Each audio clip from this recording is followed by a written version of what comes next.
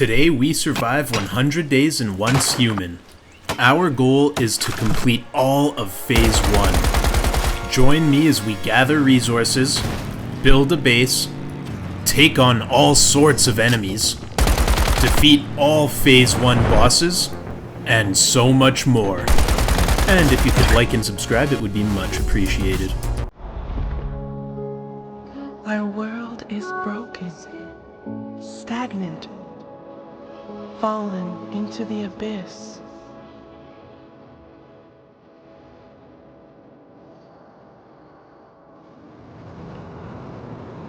But everything is born from darkness, even the universe itself.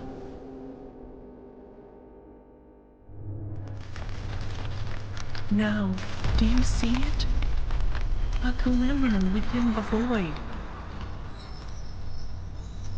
The spark of life still burns, and evolution forges a new way forward.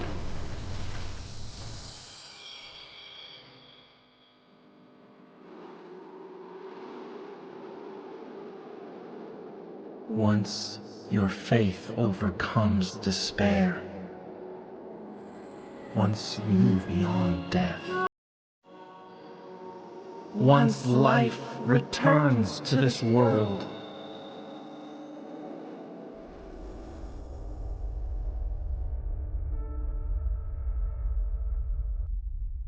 we'll meet beyond that path.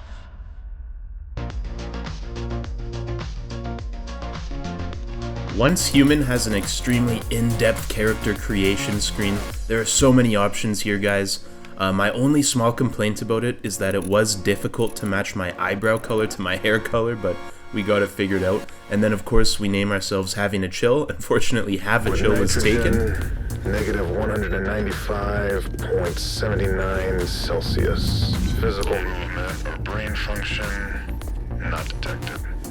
Subject status stable. Dagger still stuck in the sheath. Inspection 481 complete. Requesting a higher power outlay for the isolation chamber to prevent any further outages. What's that? Security breach. Security breach!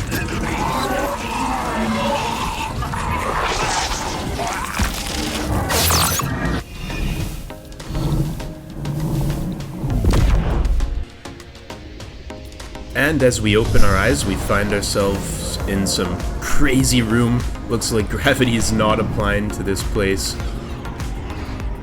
Absolute chaos everywhere, and we look down and find that there's a knife penetrating our stomach.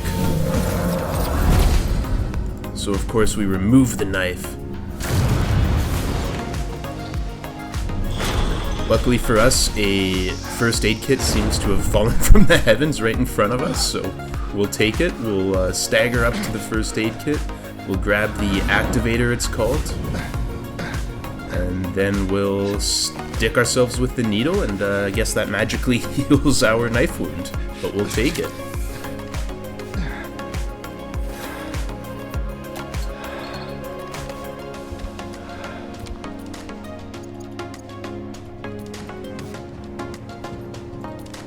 And then notice this point where we're able to investigate some paper that's on a table. Basically, it just tells us the code to the door, which is pretty handy and pretty convenient. We also investigate the dead body of this dude over here.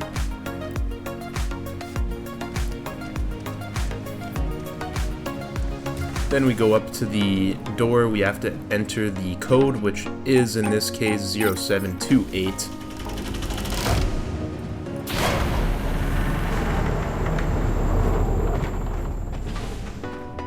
And there's another dead body for us to investigate.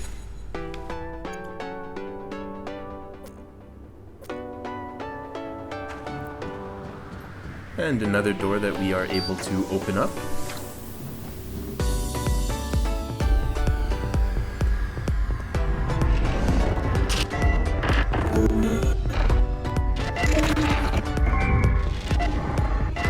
Oh my god, it's me.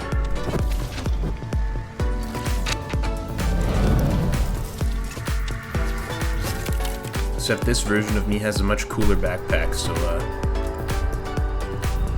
yeah, it definitely made me a little bit jealous. But luckily we transform into the one with the cool backpack, and a random bird spawns in front of us. Well, it's good to see another face. I thought I was on my own, and you're a metahuman too.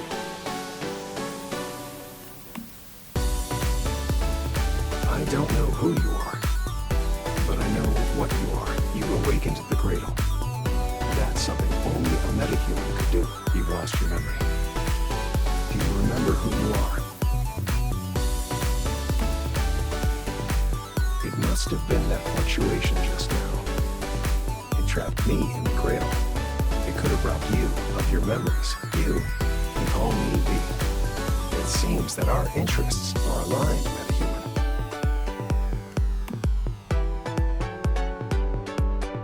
I came to secure a deviation, a paper butterfly.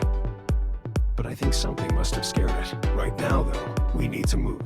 I can show you the way out of this place, but only if you help me complete my mission first. All right? All you have to do is listen to what I tell you. Alright, so yeah, next up we go and we loot this crate.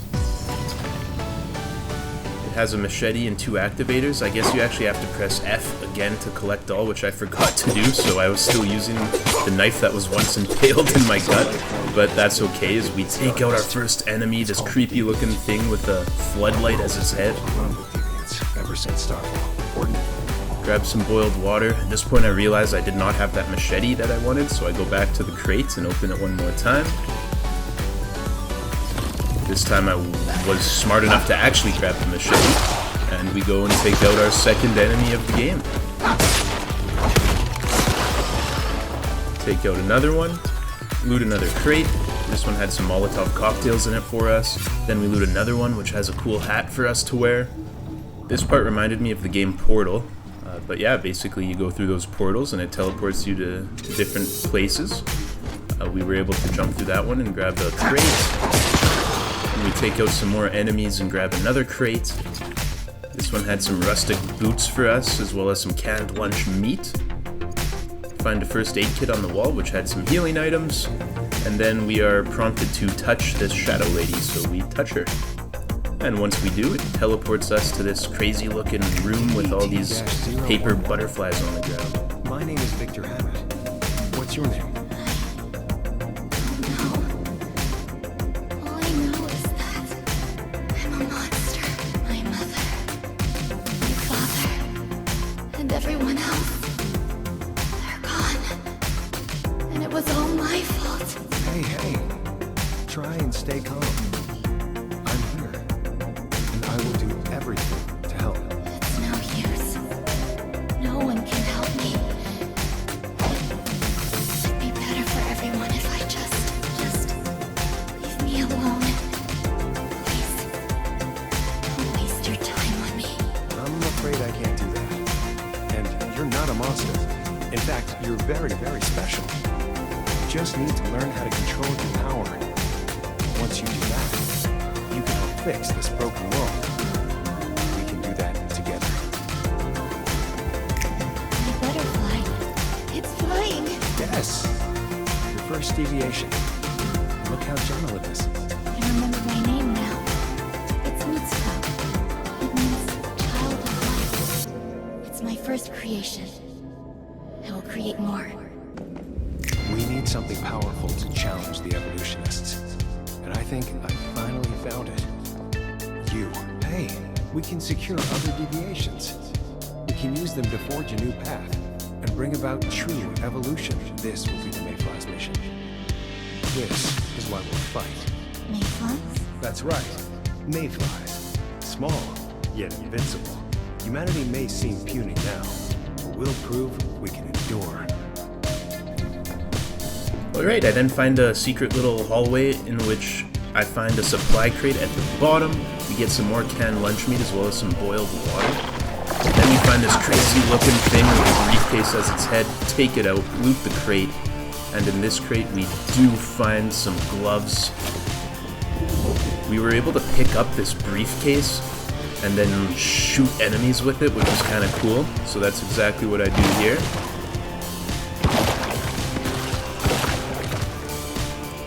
I find it absolutely hilarious how you just see limbs flying off of them as you shoot them. And then with this last guy, I decided I'd run in and just take him out with my machete. We found it. Reach out your left hand and see if you can feel the rhythm of it. We then capture this butterfly deviation. And Mitsuko asks us to touch her again, so that's exactly what we do.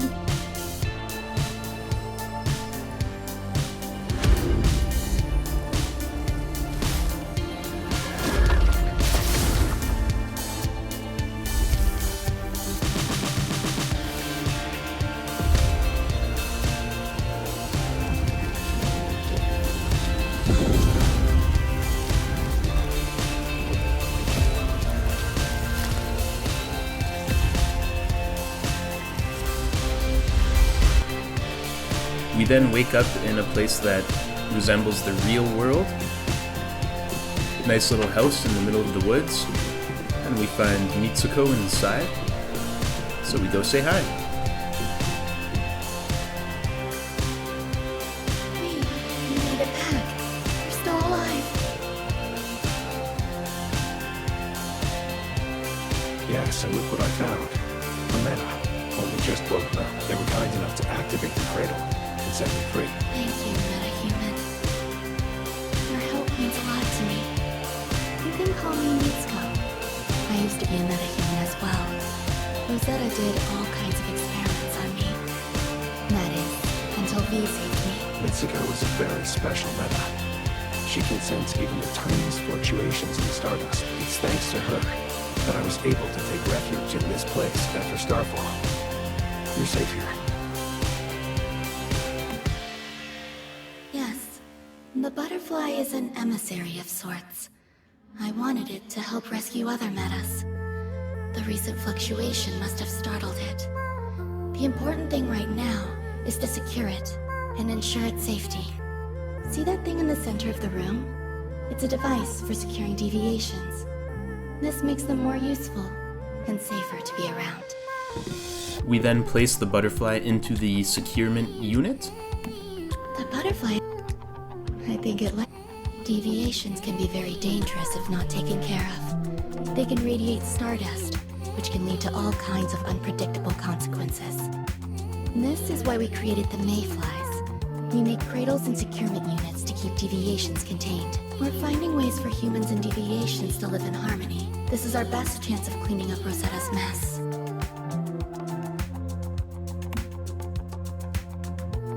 No one's exactly sure what they are. Just that they're not bound by the physical laws of our world. They came from another dimension. Something we call rift space. When deviations get stressed, they release stardust. We think this brings our world and rift space closer together. Sometimes it becomes possible to pass between the two planes of existence. And when that happens, all hell breaks loose. We believe that's what caused Starfall. Some deviations are friendly, like the butterfly. But others, like the ones inside monoliths, are extremely dangerous. It's not practical to secure all of them, but if we can learn more about them, maybe we can find ways to live alongside them. That's the goal. You must be prepared. The stardust just keeps spreading, and we aren't sure why.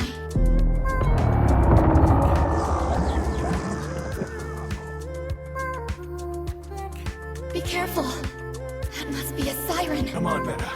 A deviation from another world just entered this space, and it won't go down without a fight. Take the butterfly with you.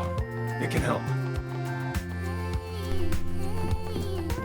So of course I do go grab the butterfly. You have to sync with the cradle, and basically this will put the butterfly into my backpack, and I can then use its powers in battle. And then I loot a couple of crates that are inside the house. Find myself a nice rustic jacket. As you can see, it was much improved over the basic white lab clothing I was wearing from before, so I equipped that. And then we head out into the forest. So, it asks me to collect 15 dirty water. That's what I do here. I then take down a couple trees, as we do need to collect 80 logs. And last but not least, I go mining some rocks as well as some ores. These give gravel as well as some other items, but the gravel is what we need. And we get enough gravel, and this allows us to place down a campsite. At the campsite, you are able to do some basic crafting. So that's what I do next. Crafting myself a rustic crossbow.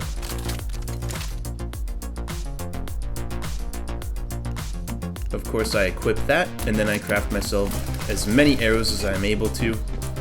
And we get back to the house, and we find this little light orb, and we have to press F to start the fight.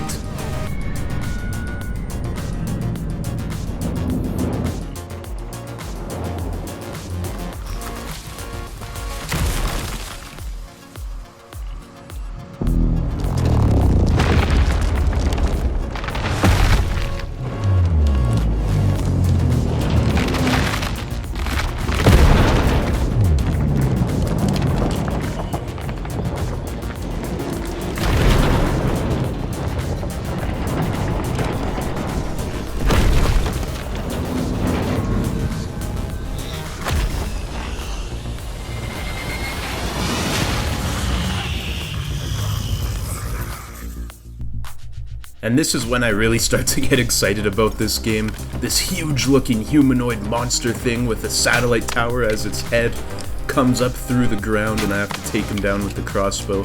Now this point we are still in the tutorial phase of the game, so it was relatively easy to take out, especially with the help of that butterfly who you can see flying around and attacking him. But yeah, we just keep firing away our crossbow, and with the help of the butterfly, it is very easy to take down. But I was still blown away just by how cool this thing looked, and how interesting of an enemy type it was. And there we go.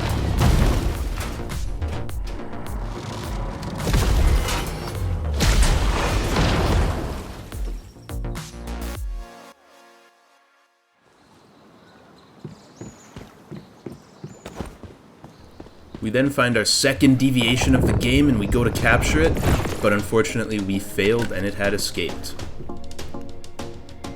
Damn, it escaped. That was a difficult fight. Just driving it away was enough. And it's all thanks to you, Meta, for saving us. You're tougher than you look. That's twice now you saved me.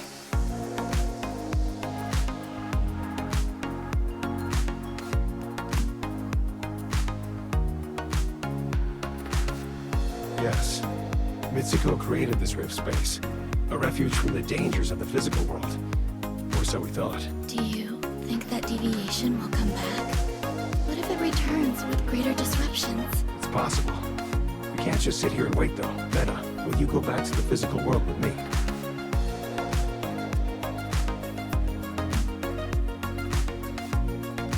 Take the butterfly with you. Put it in your cradle. That way, I can lend you some of my strength. Hopefully we'll meet again one day. When the stardust is stable enough. It looks like this is goodbye. Good luck, Meta. Before you go, if you have any questions, I can try and answer them for you. So we grab the butterfly and head over to the real world.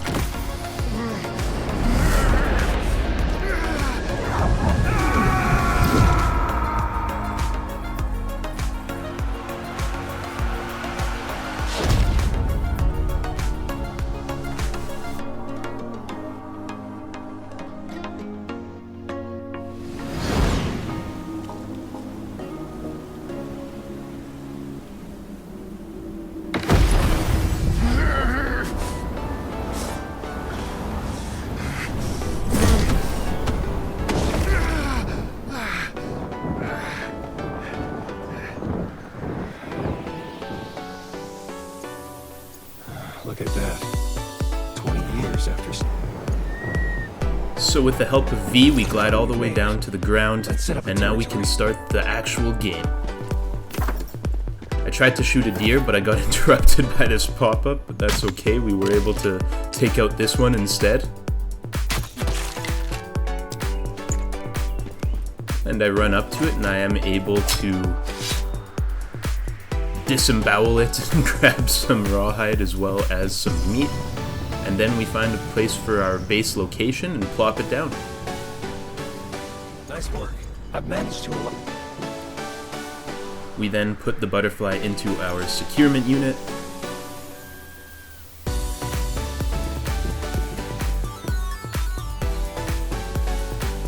And then we open our cradle menu. Here's the mimetic screen. What this is basically it's your unlockable tech tree. So we go and unlock a couple of the nodes within this tech tree, allowing us to further improve our base and place down more crafting tables and that sort of stuff. And then we go out and gather some resources so we can keep our base going, keep expanding, keep getting better and better items. We place down a furnace. This is where you can smelt ore as well as create charcoal and some other items. Starting off, you can make charcoal, copper ingots, and glass. We then go grab some more trees and some more copper ore.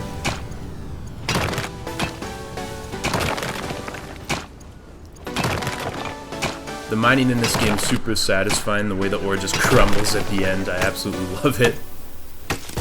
And we grab even some more wood.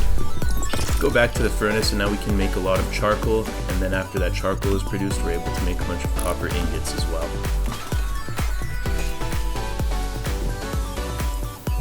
And while we're waiting for that stuff to smelt down, we find another deer that we take out.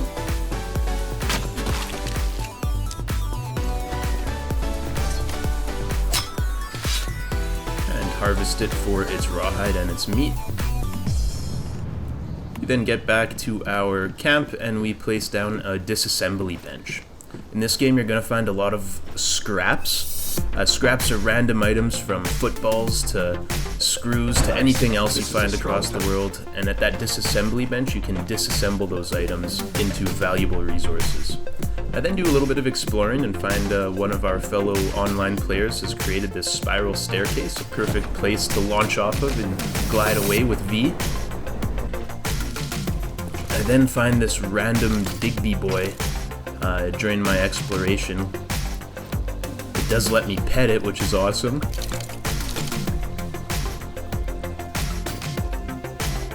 And then I go and find my first point of interest on the map where there's some zombie looking dudes that we take out with headshots with the crossbow.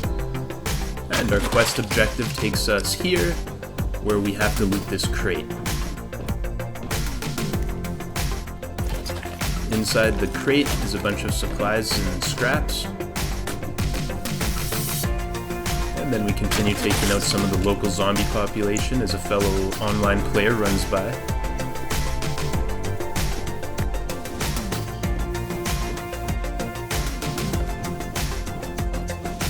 Loot another crate.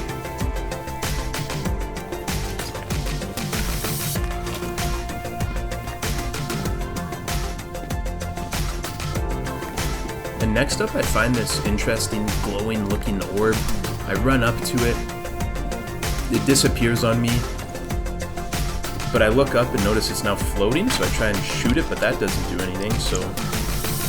Confused, I just run off to our next quest objective, which is to talk to Mary, who is this girl right here. Hands off my stuff.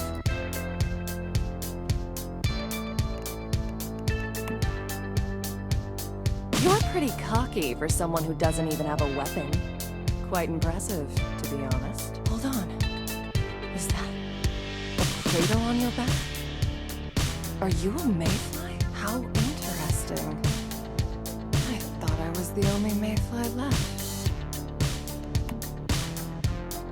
I'm Mary. It's a good thing I met you. I'm thinking as fellow mayflies, we should be able to help each other out. I came here to investigate a deviation that's been causing issues. I think it's connected to a recently reopened monolith nearby.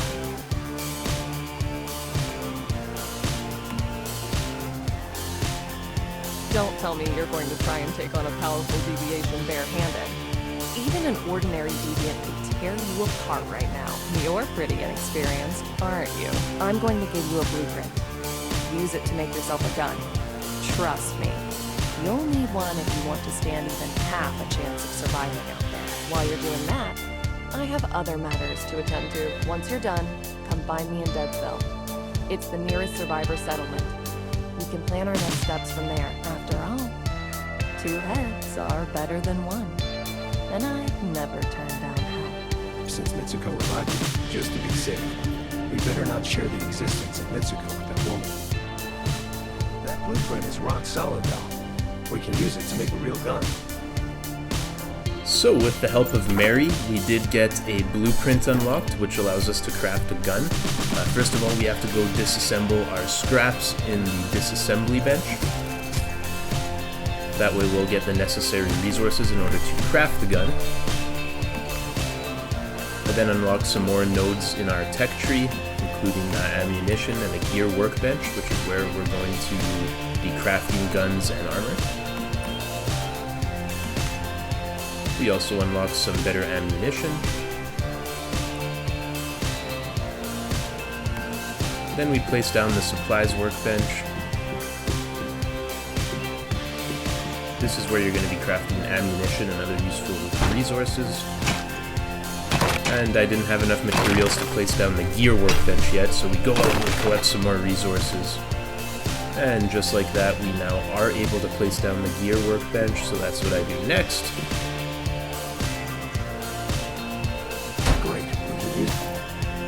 And I craft our first gun. I end up choosing a assault rifle, the Cam BP.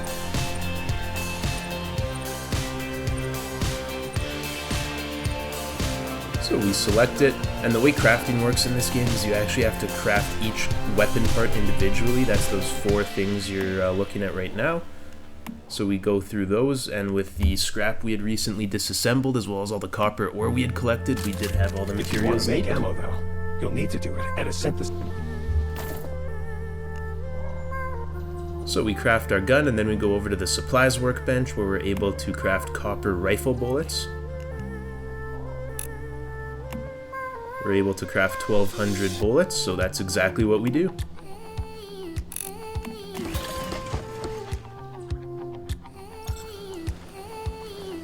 And following the main story questline, it takes us to this camp where Mary meets us.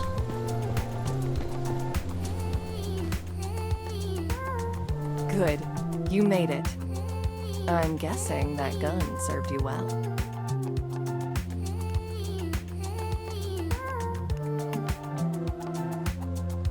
Yeah, this was the quickest way to bring you here. These towers are even supposed to let you travel between worlds, but I haven't been able to figure out how.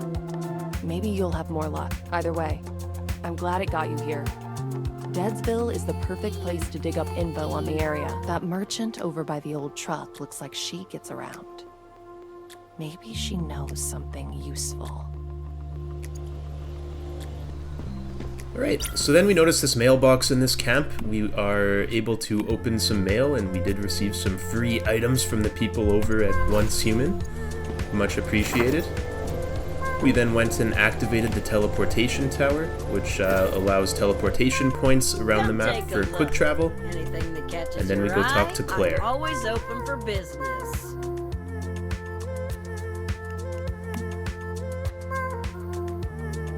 Wait, I've never seen you before, but you're a mayfly, ain't you? Oh, thank goodness. I could really use some help. My name's Claire. Claire Lay. Normally I'm a wandering merchant, but now I'm stuck here. I sent a team over to a place called the Rotten Manor 3 days ago to collect some goods for me. They never came back. It's possible that they ran off with the goods. Don't be so cynical. I've been through thick and thin with them. They wouldn't do that to me. I'm afraid that something must have happened to them. Rumor is the Rotten Manor's seen a surge of deviants recently. I suspect there's a deviation behind it.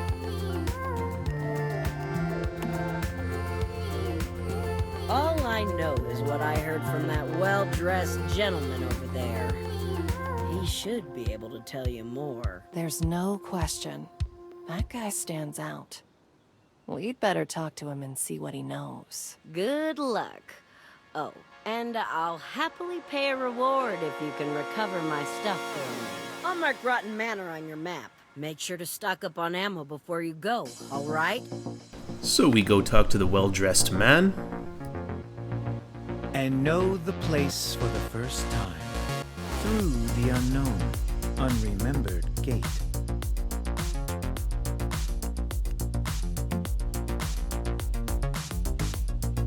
Ah, a mayfly.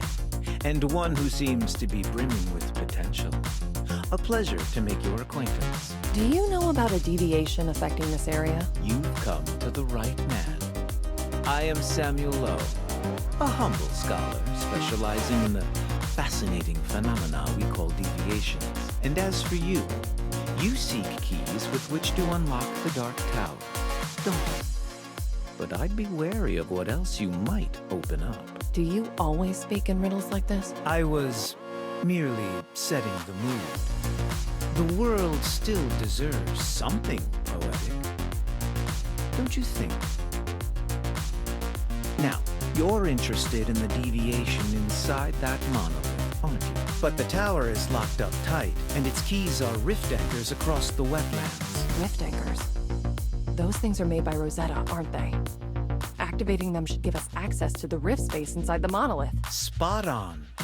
And now tell me, where do you think those anchors would be? Usually places with the heaviest stardust pollution. The Rotten Manor would definitely be one of them. Indeed. I'm looking forward to seeing what you can do, Mayfly. I'm sure it will be a remarkable story to share. By the way, I wouldn't mind adding another deviation to my collection. And then we go talk to Mary one more time. Now that we know what to do, let's split up to cover more ground. I'll find a way to hack into the monolith. Once you've activated the rift anchors, come meet me at the monolith gate.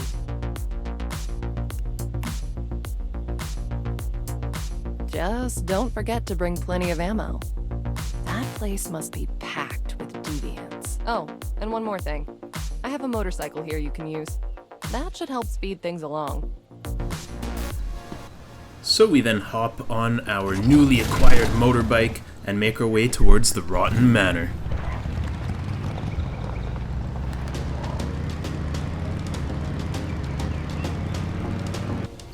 Along the way we do find some enemies, so we definitely take them out wanting to get as much XP as possible at this point. The loot is also very useful. This one, I just walked straight up to, aimed right for his head, and took him out. These early game enemies are pretty easy to deal with. They don't really pose too much of a threat. You can kind of take your time with them and have a little fun with them. But yeah, that's basically what we do. And then we get to the outside of the Rotten Manor, and I notice this weird-looking biomass. We found Claire's goods. Too bad her team didn't make it, though. Look at this We then substance. find a corpse of one of Claire's members, and as soon as I interact with it, the ravenous hunter's doppelganger spawns in. He has a crazy Gatling gun, so we use the truck for cover, aim for his head, and start taking down his health a little bit at a time.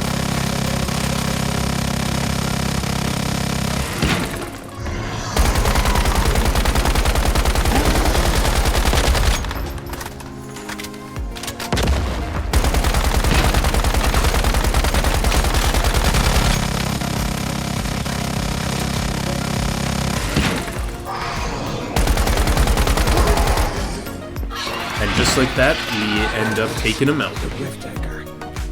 Let's take a closer look.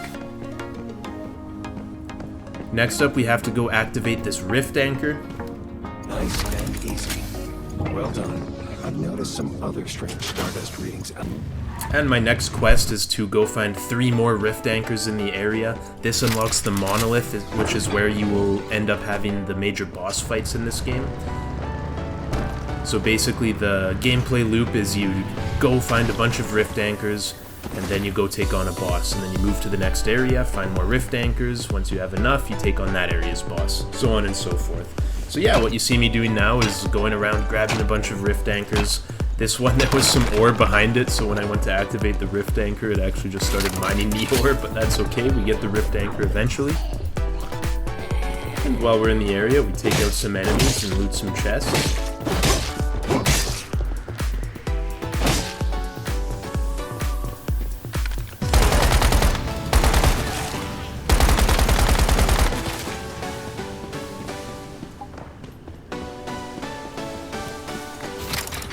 And we get the fourth and final rift anchor. But before leaving, I wanted to grab some more loot and practice on some more enemies, including this flood-like head and this flying-looking bug.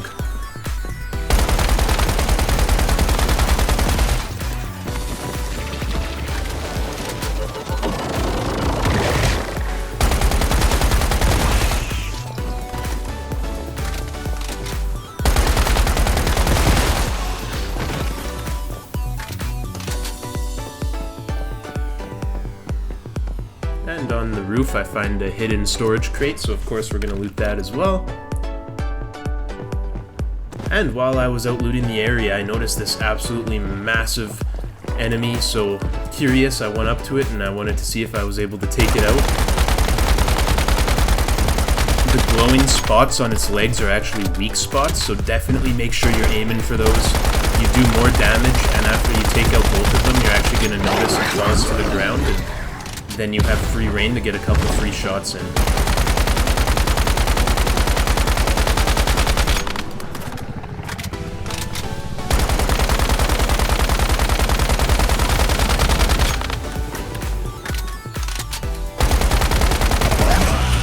And just like that, we defeat the elite.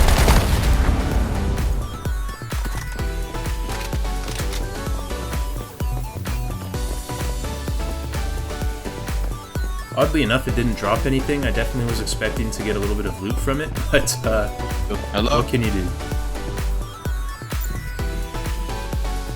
We then disassemble all the scraps we found on our journey, grab some valuable resources from that, and I sneak up on a deer and take it out with my gun.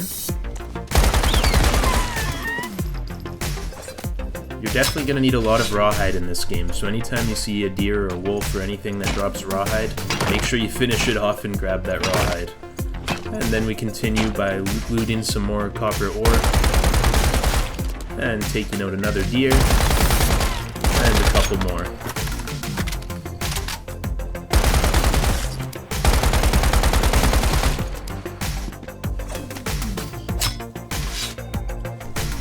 At this point, I realize I have almost a full set of rustic gear except for the pants, so I craft up myself a set of the rustic pants. There is no rustic mask, but I do want a mask, so I end up choosing the test subject mask and crafting one of those as well. So we equip the new items, and as you can see, they do give us some improved stats. Next up, I work on expanding our base a little bit, as it was getting pretty cramped. I run out of resources, so I only was able to place down 3 foundations, so we go out and we grab some more wood.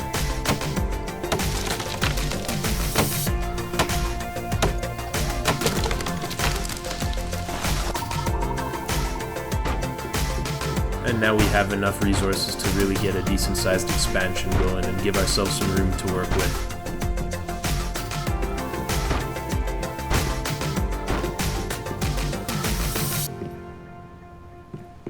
Unfortunately, the sulfur rock was in the way, so I have to go quickly mine that. But eventually we do fill in that corner, and now we have quite a bit of space to work with, which is awesome. And then we go work on taking down even more trees. And then we're actually able to place down a garage. What this does is it's a place where you're able to modify and repair your motorcycle. So I go ahead and repair my motorcycle. Then I place down a storage crate. As you can see, it has quite a few slots for items. Then I upgrade our crude pickaxe to a copper pickaxe, which is going to make chopping down trees and mining rocks and ores a lot quicker. And we hop on our bike and continue on with the main story quest.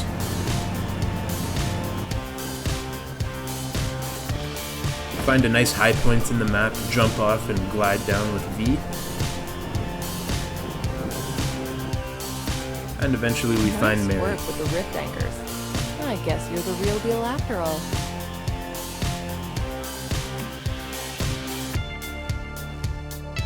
Sounds tough, but I think it was worth it. And I've made some discoveries regarding the deviation as well. Each time a rift anchor was activated, there was an obvious reaction inside the monolith. The deviation must be holed up inside.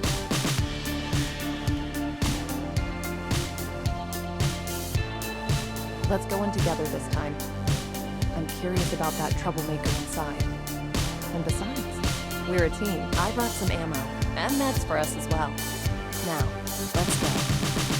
So we then make our way towards the monolith. Of course, taking out some deer along the way.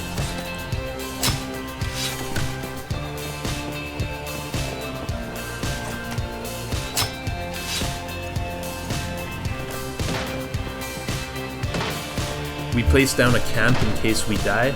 The camp does allow you to respawn there. So if we die inside the monolith, now we're going to be able to respawn nice and close and jump right back into the fight. And as we get close to the monolith, there's a couple enemies around. So we work on taking those out. As Mary stands there and watches me do all the hard work and doesn't do anything herself.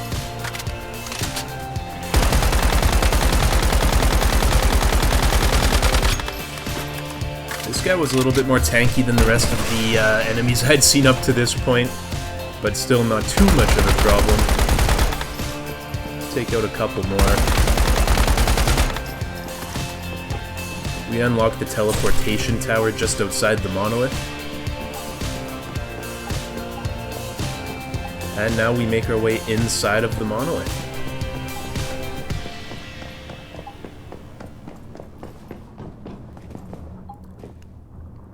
You made it.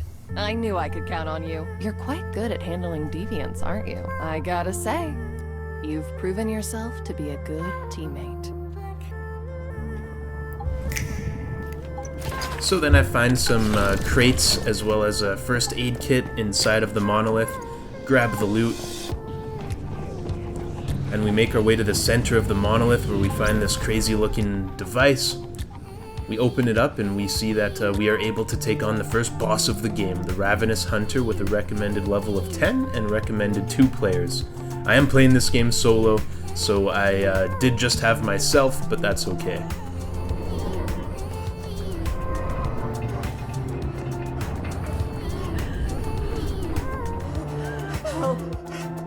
Help me! Shouldn't have tried to take what was yours. Forgive us. You are truly a great one. Mercy, please!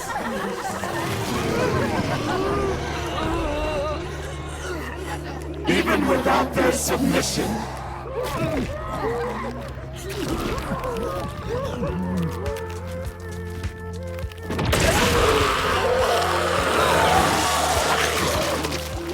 We are still Legion!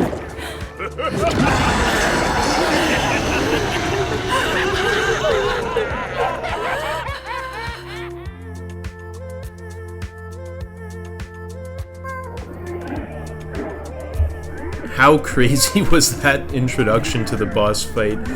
One of the creepiest cutscenes I've seen. Absolutely disgusting. But definitely motivated me to take out this evil, so we go ahead and we enter the boss fight.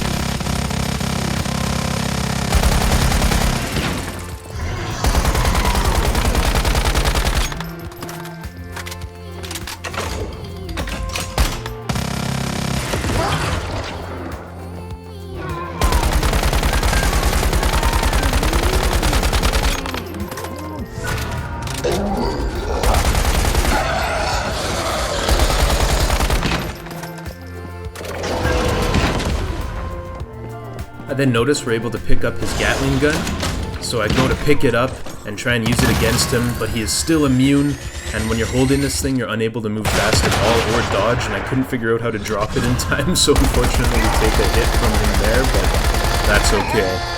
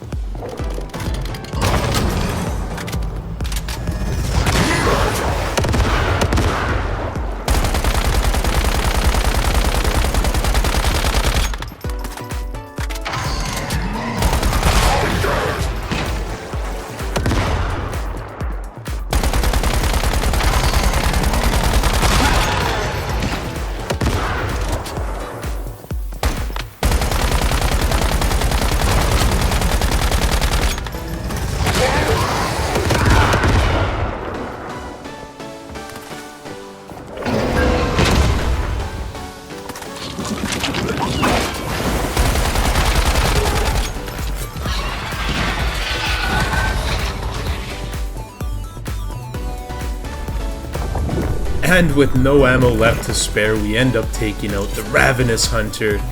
First boss battle is complete. Collect some awesome loot. We did get a deviant as well, the Festering Gel.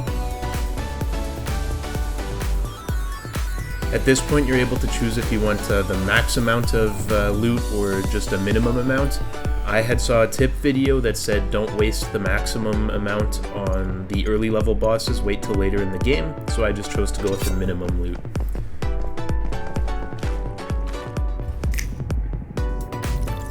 But yeah, pretty hyped up after that boss fight, and then we leave the dungeon, and next up we do get to see our after-action report, which shows that we dealt a total of 35,139 damage and used 10 items.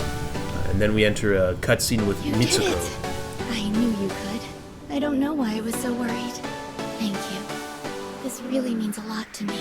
The fluctuations in Stardust seem to have grown calmer, and I feel stronger now. The more deviations we contain, the more the world will stabilize. The more Mitsuko's power can grow. We still have 5 more monoliths to shut down.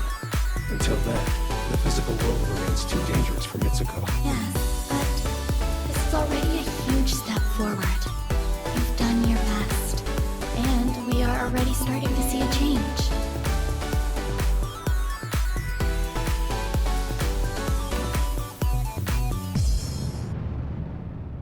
But the mayflies were wiped out by Rosetta.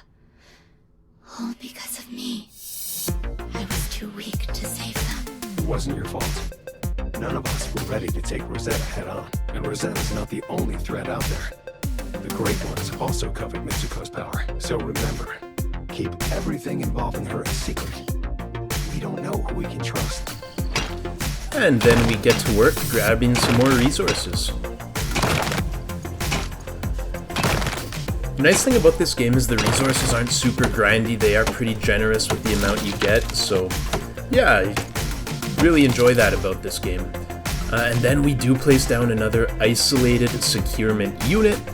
This way we can place our Festering Gel, which is the deviant we just got from that boss. We can place it inside of our securement unit here. And then we place down a bed. What the bed does is it allows you to heal over time, and it also gets rid of insanity. You'll notice at the end of my health bar there's a little bit of a gray wavy area. That's your insanity meter. And then we go talk to Lo, the well-dressed man, one more time. The mayfly that brought down the fearsome ravenous hunter. Hard to imagine such a little bit of gel transforming into such a monstrous creature, isn't it? Yet the most unbelievable part is that it managed to cause such chaos across the wetlands, simply by spreading its memetics. Just to make sure you didn't destroy it, did you?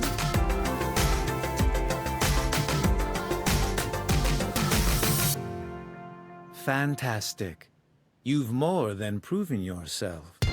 I'm very impressed. It's a shame that most people in this world don't appreciate the beauty of these fascinating entities. But clearly you are different. You already have a natural touch with deviations.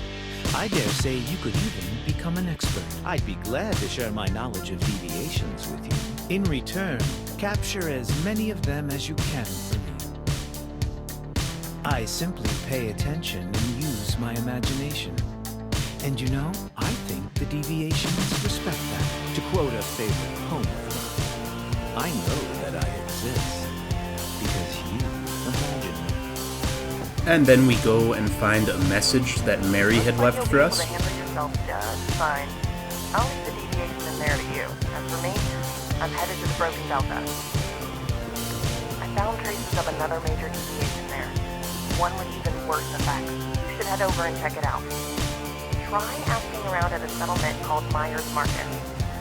Maybe I'll see you there. And then we go talk to Claire Lay. Hey, you're back. Any luck?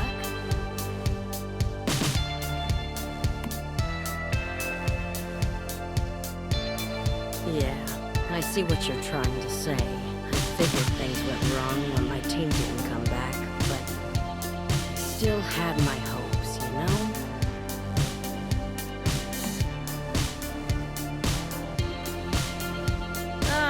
Don't worry about me. I've been through the ringer plenty of times before. I still owe you my thanks for finding out what happened. And for bringing back my stuff. Here's the reward I promised. I'm a woman of my word. Well, now that that's settled, I think I'll move my trade over to the Broken Delta. If you need anything, come find me in Myers Market there. I'm glad we can make this place a bit safer, but it's time to move on. Before we set out for Myers Market, we better upgrade our weapons and armor. Things might be even more dangerous over there. We could also relocate our territory to make things easier. Alright, and then we head back towards the next main story quest after hitting the sick jump on our motorbike and collecting some tin ore. This game does allow you to relocate your base, so I do relocate it now that the main story quest has taken us outside of the original zone we had spent most of our time in. I wanted my base to be a little closer to this new area. And as you can see, it's a nice little spot with a view of the river in the background. We collect some more tin ore, and then head towards the next quest. Now, hold it right there and identify yourself. Oh yeah, you've got one of those weird backpacks. Cradle, right? Hold on a sec. I'm gonna check with the mayor. I'm right here. Let the Mayfly in. Understood, ma'am. Maxie Rodriguez. I'm the mayor here. Haven't seen a Mayfly in a while. It's good you're here, though. I have a pretty unique problem that needs solving.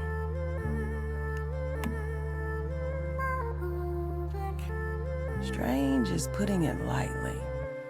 It's been about half a year now. Pregnant animals here, even pregnant people, all get infected by stardust and turn into these trees. Here, this is what I mean. Agnes Joy used to be the best weaver in town. Now she's like that. The only one in Myers Market. Thank God.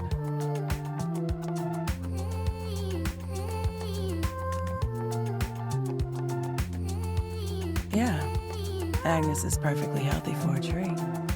Plenty of green leaves. She's just not a person anymore. I figured there is a transcendent behind all this. If you still think you can handle it, we'll reward you well. There's an abandoned hideout by the river that might be connected to the problem. I'd start there first. Good. I'll warn you though, it's not the safest place out there.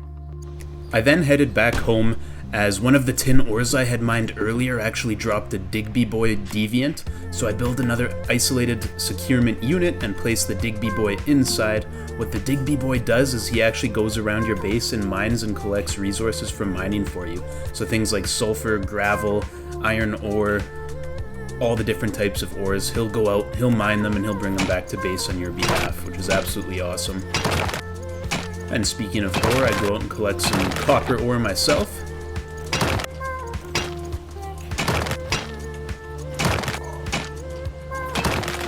Again, I just find the way the ore breaks in this game to be so satisfying, oh my goodness. And then we head back to base and place down a rainwater collector, so we have a source of water at all times. I also place down a stove, which allows us to cook a bunch of things, including boiled water. I am now able to craft bronze ingots, a step up from copper, so I craft as many of those as possible. I then realized I had unlocked the cradle half of our abilities. So basically what this does is you get these things called override nodes. The one I had placed in there gives me some benefits to my assault rifle. I then head to this bunker to search for clues about what's causing these pregnant animals and humans to turn into trees. And once I get to the bunker, I am greeted by a bunch of enemies that I take out with no problem.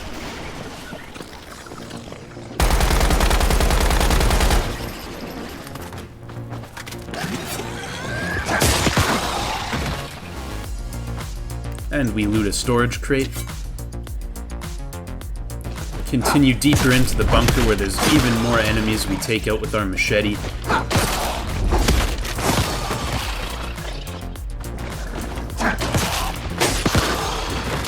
Find another crate we're able to loot.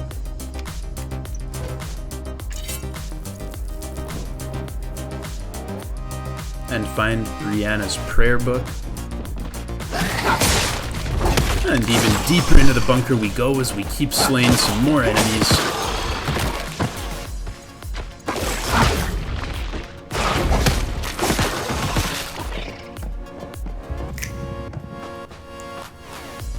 And we find another one of those trees, and as we investigate it, it transports us into another realm.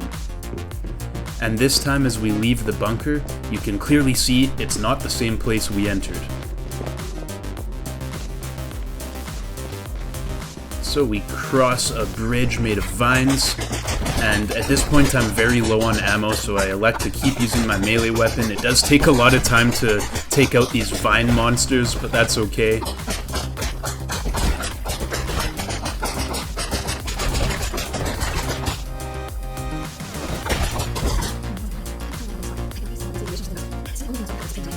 And we find a ghost that spews some nonsense. We're not too worried about it. We continue on to the next vine. I did throw a grenade at it, which made it a little bit easier to kill. And we keep going through, find some more ghosts.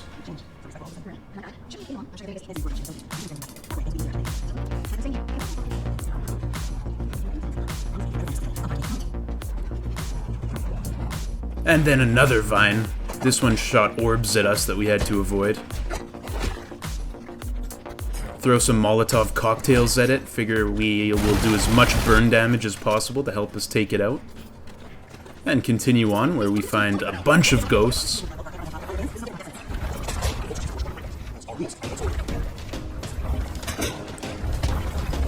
And then we go take out this vine as well, again using a Molotov cocktail to get some burn damage going.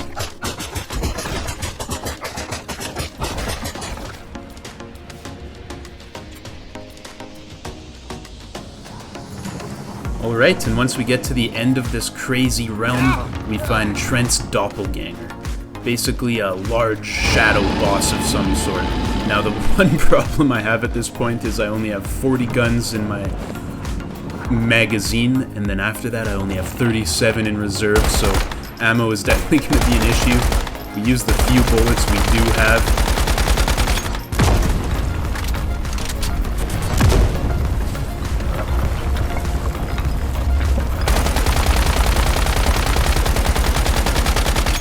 Once our ammo has run out, we have no choice but to melee this thing to death.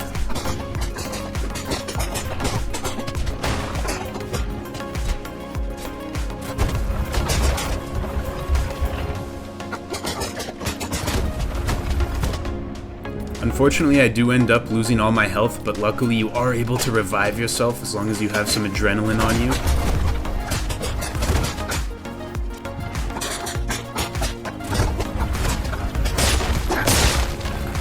And after thousands of melee swings later, we are eventually able to finish off the Treant doppelganger. And that gets us to level 10 as well.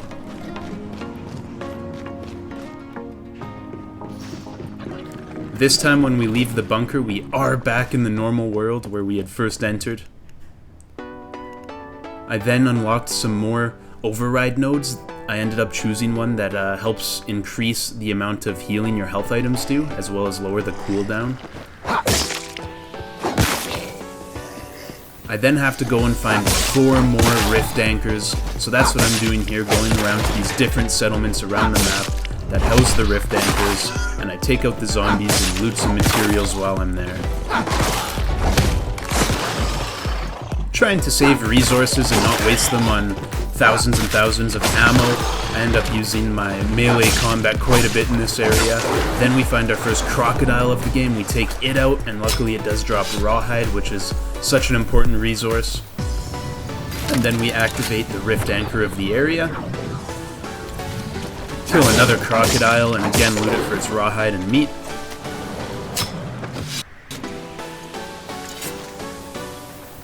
Find a little bit of more loot via storage crates. And then we head back home and I craft myself a new melee weapon as my machete finally broke. This was a torch that also dealt burn damage, so that was pretty nice, and it was able to one-hit a deer, so pretty impressive there. Then we head to the next area that houses a rift anchor and take out some of these tanky enemies that almost have like a yellow blanket over them. Biohazard blanket by the looks of it.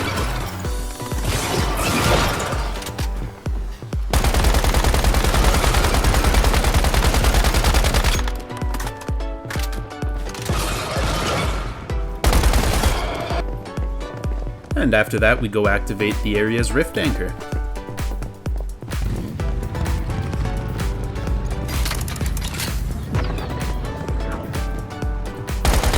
And then we continue taking out some of the local population.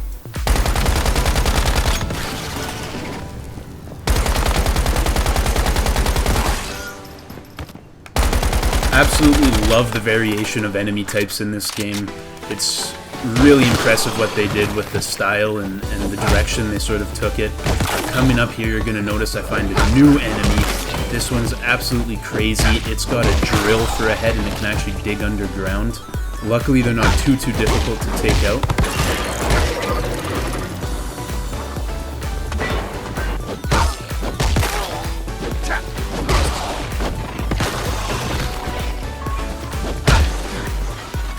Then we find a wolf for the first time. You're actually able to loot these for rawhide and meat as well. We find another one of these dudes with the drill head. Quickly take him out. And we glide down with D into some more combat. And then we find this crazy looking dude that has like a jet engine as a head or something. I don't even know what it is. And we work on killing him. Not sure if burn damage is very effective against this guy, as his face is already basically just a fireball. But yeah, as we keep working on taking down his damage, his head actually jumps out of his body, so we take the head out separately. And then at this point, he had littered the ground with flames and oil, and no matter what I did, I couldn't really avoid it and ended up dying. Unfortunately, I did not have adrenaline to revive with. So we do have to revive all the way back at our base, and on the drive back, of course, we're going to hit the jump on the bridge. And once we get back, luckily enough for me, his health had not restored yet, so I was able to take him out. I had also crafted up some ammo so I could use my gun against him, and it was pretty easy to finish him.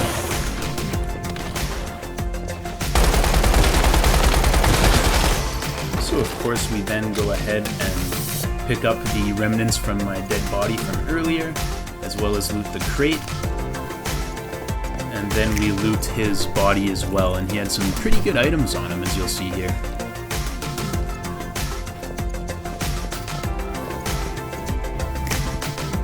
We then continue looting the area, finding some more crates, killing some more enemies.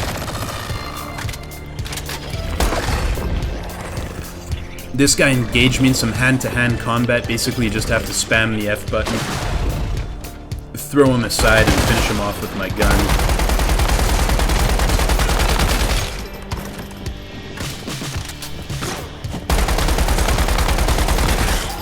This place was absolutely littered with enemies. Every time I thought I took out the last one, more would come from around the corner. They'd come from behind me. Absolutely crazy how many there were, but eventually we are able to take them all out.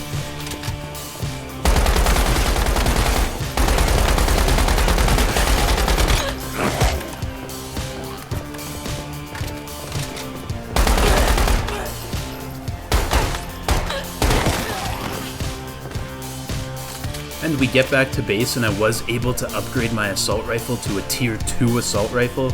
This increased its damage and a bunch of other stats, which was absolutely fantastic. I then find my neighbor's Digby boy. Give him a nice little pet, as this is just too cute.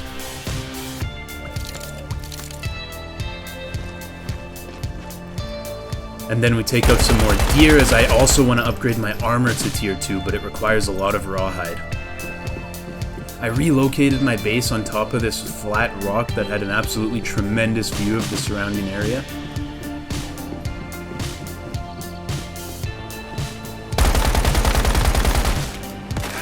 I go to the next area that's housing a rift anchor and take out a wolf and a zombie, and then another zombie here.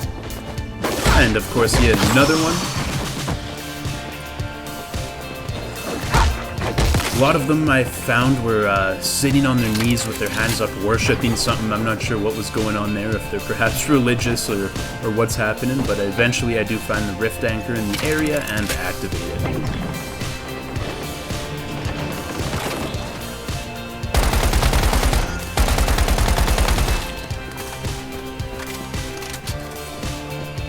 Alright, and at this point I realized you could pick up these spotlights and use them to damage zombies, so that's what I do, but I scared the heck out of another player online. Alright, and then we go and mine some more copper ore.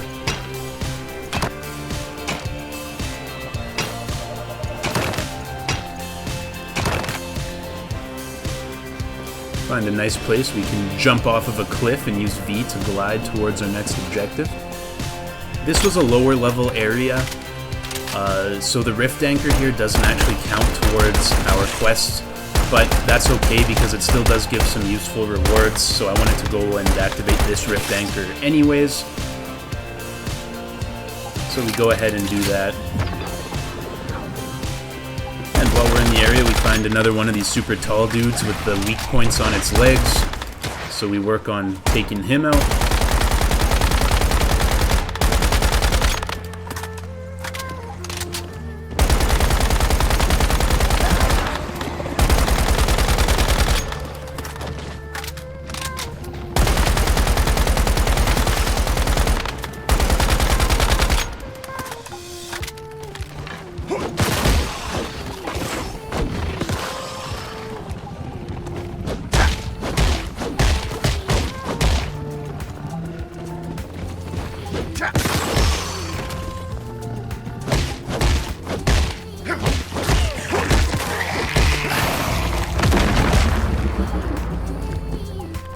Pull out our gun and finish him off.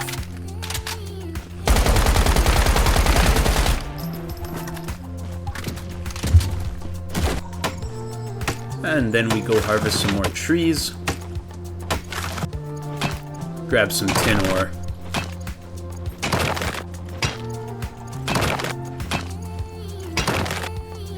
Head back to base, and now we are able to upgrade to tier 2 armor. This time we go with the raid gear instead of the rustic gear.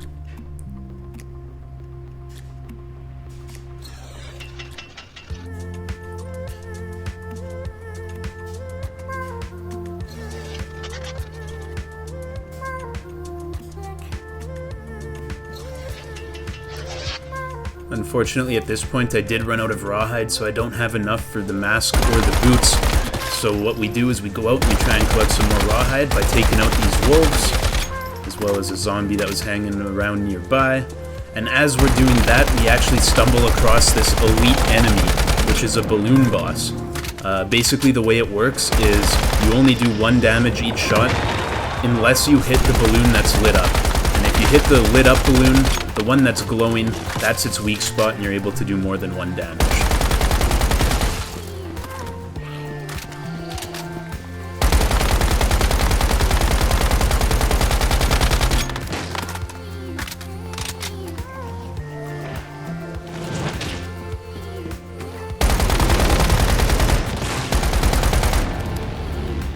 So we end up finishing him off. Find a spider with a gas tank on its head that blows up when you shoot it. And then we go ahead and loot a couple of chests. This one got me a really cool shotgun. Take out some more enemies around the area.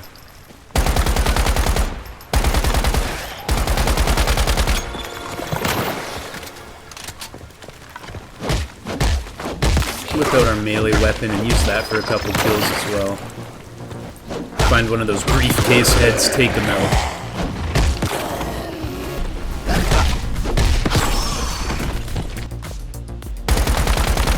And we go back to the entrance of the area where the wolves are hanging out, as they were able to respawn, so I could get even more rawhide from them.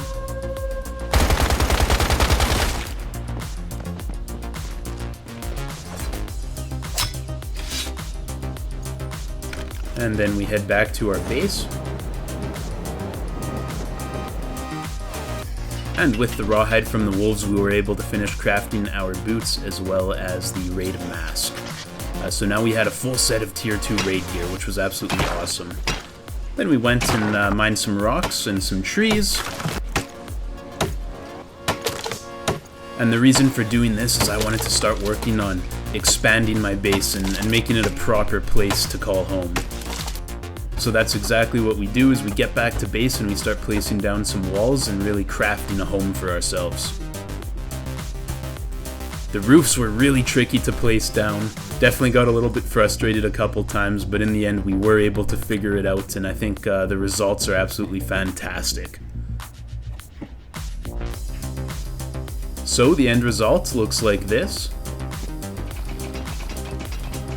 As you can see, we have a nice front balcony area with some support beams, a large main floor with 2 sets of staircases on each side. We did add a little lamb down beside our bed as well. Upstairs, we'd have our isolated securement units with our deviants inside. I also had to build a little hole in the middle of the second floor so our garage could fit in there. And we had a rainwater collector on the upstairs balcony. And then I get to work mining some sulfur so we can create some more gunpowder, which is obviously used for ammunition. And I take my motorbike towards our next objective when I find this crazy looking bus boss with legs, and it actually steps on me, flips me upside down.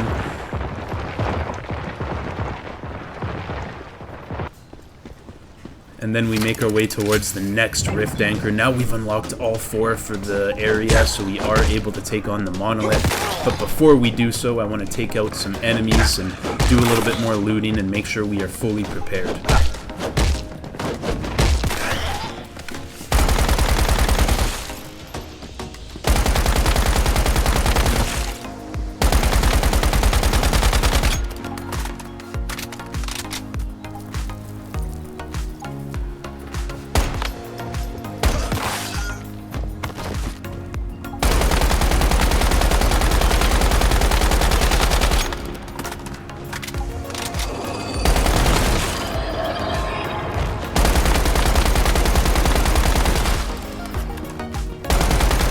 Continue taking down a bunch of enemies in the area, looting everything we can get our hands on.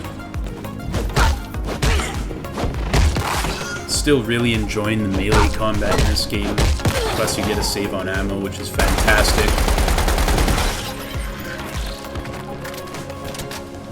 Find a nice weapons crate, and inside we do get a nice MP7. I then stumble into an elite with an umbrella for a head, and it also throws umbrellas at you. Luckily it wasn't very tanky at all. It was pretty squishy, so we were able to take her down pretty quickly.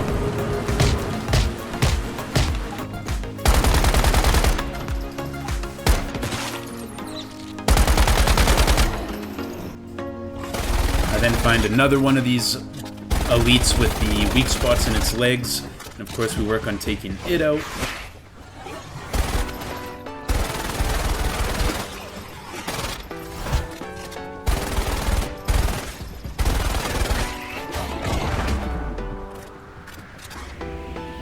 Almost died there, but luckily I was able to get the activator off just in time.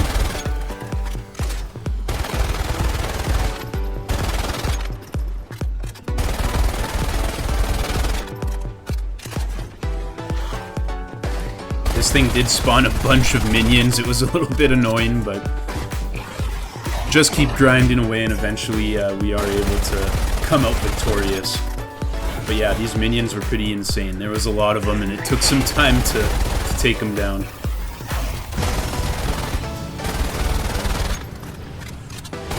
And just when you take them all out, more spawn.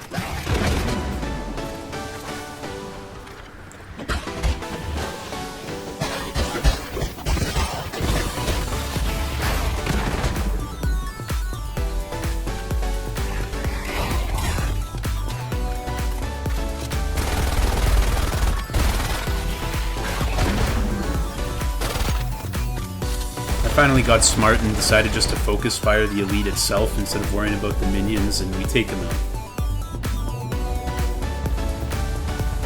I then tried to use camp as a ramp, but unfortunately I got stuck on top of a pole. And then I make my way towards the next monolith, and with the power of V, we glide in for action. These were the first enemies in the game that I had come across that had weapons of their own. They were shooting guns at me. Looks like they work for Rosetta, which is the evil company in this game. But yeah, we get inside of the monolith, and now it's time to take on the Trent, which is the second boss of the game, recommended level 20, and recommended 2 players. I was not level 20 yet, but that's okay. I was feeling confident, and we jump in.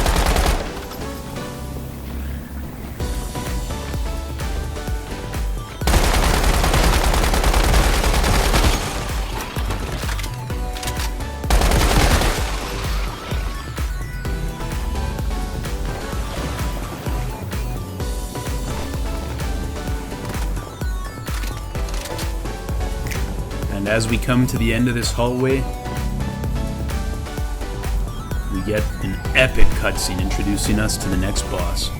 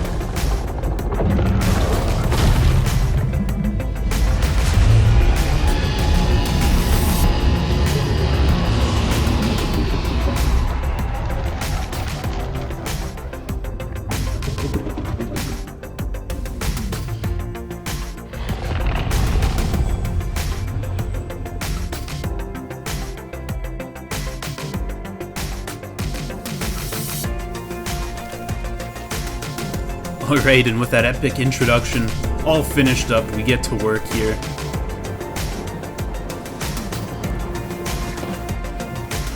Unfortunately, he's immune, so usually what it means when the bosses are immune in this game is that there's some sort of structure or enemy type that you have to take out before you can attack the boss again. In this case, it's these vines. So I go around, I take out the vines, and then we get to work on the boss. Enjoy the battle.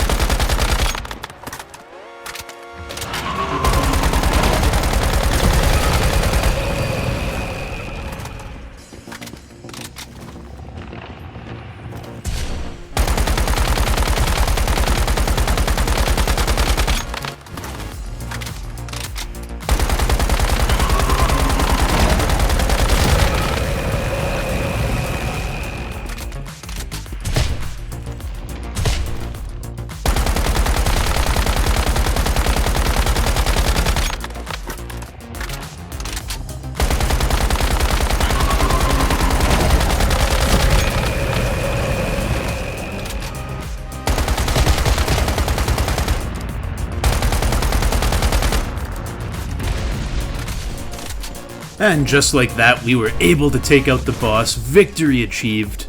Absolutely awesome boss fight there. That was a lot of fun.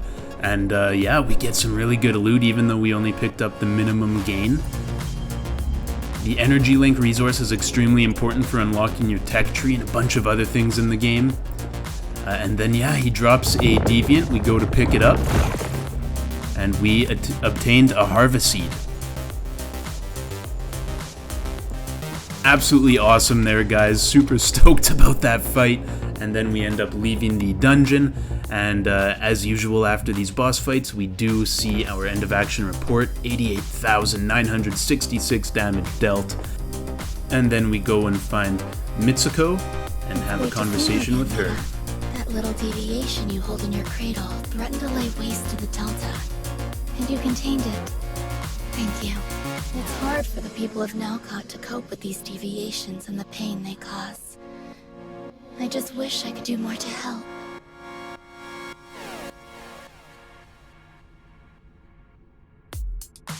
I'm sorry you had to accomplish what I wish I could do myself. If only I were stronger. If only I hadn't caused the mayflies to be destroyed by Rosetta. Things might be different.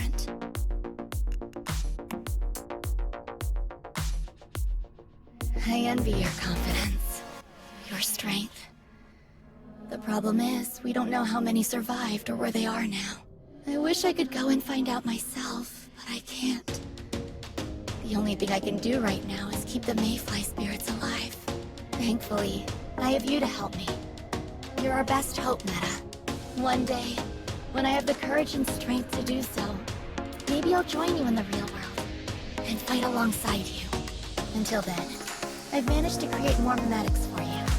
They should help prepare you for the challenges ahead. Come and see me again soon. I'll be waiting for you. So next up, we decide to go and grab some more tin ore. Then we go to Maxie. So you're finally back. Does that mean...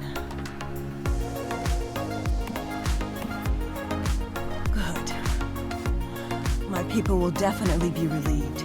And, well, I hope Brianna will be at peace now. Here. Take the rewards we promised. Oh, and thank you. And then I find this cat deviant. Try and capture it, but it was unsuccessful. Luckily, he didn't run away too far, so I was able to try again. And this time I was able to catch the deviant. I did unlock another slot for the override nodes, so I equipped both the assault rifle one and the health one. I built a couple more isolated securement units so I could put some more of my deviants inside. We put Artisan's Touch in the first one. He basically crafts items for us.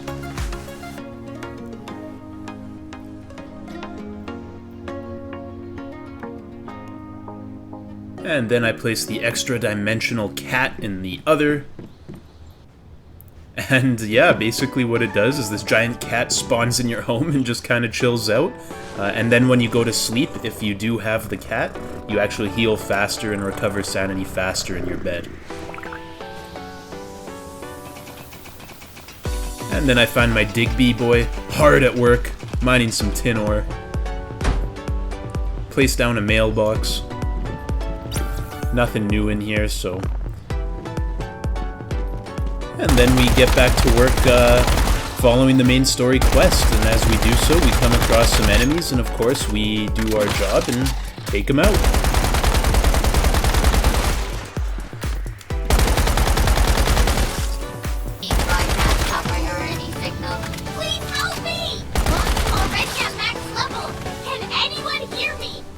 So as you heard there's a robot voice coming from somewhere asking for my help. Keep taking out the enemies. I throw a flaming barrel at this guy.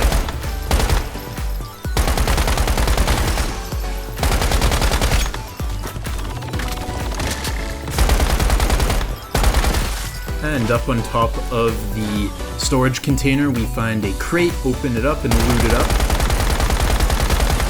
Take out another guy down on ground level, and then I find the robot. Commencing social mode. Thank you so much for saving me. User confusion detected. friendly openness. Hello, I'm H37. It's a pleasure to meet you. Please hold while I apply for level 1 information permission. Application approved! I am from the survivor stronghold of Greywater, located at 30 degrees, 54, 25.2 north, 71 degrees, 05, 47.5 west. You are welcome to visit. Reminder of higher priority tasks. Progress of exterior collection has been seriously delayed, which could result in a major salary deduction. Returning to Greywater Stronghold immediately!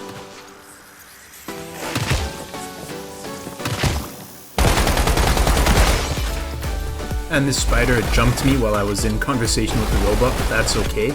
And then next up, I had accidentally activated the Stardust Resonant Filter, which is that yellow structure in my base. I did not know what I was doing, I did not know what I was getting into, but all of a sudden enemies started appearing at my base. So you'll see me hopelessly trying to defend my base here, but unfortunately it doesn't go very well. I was not prepared at all, I hadn't built any defenses yet, so it was a bit of a nightmare.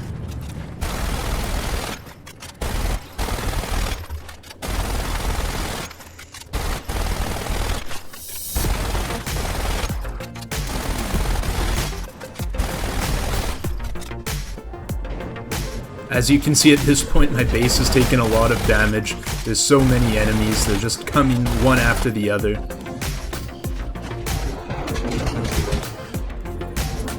Ran out of ammo, eventually die. And I respawn and die again.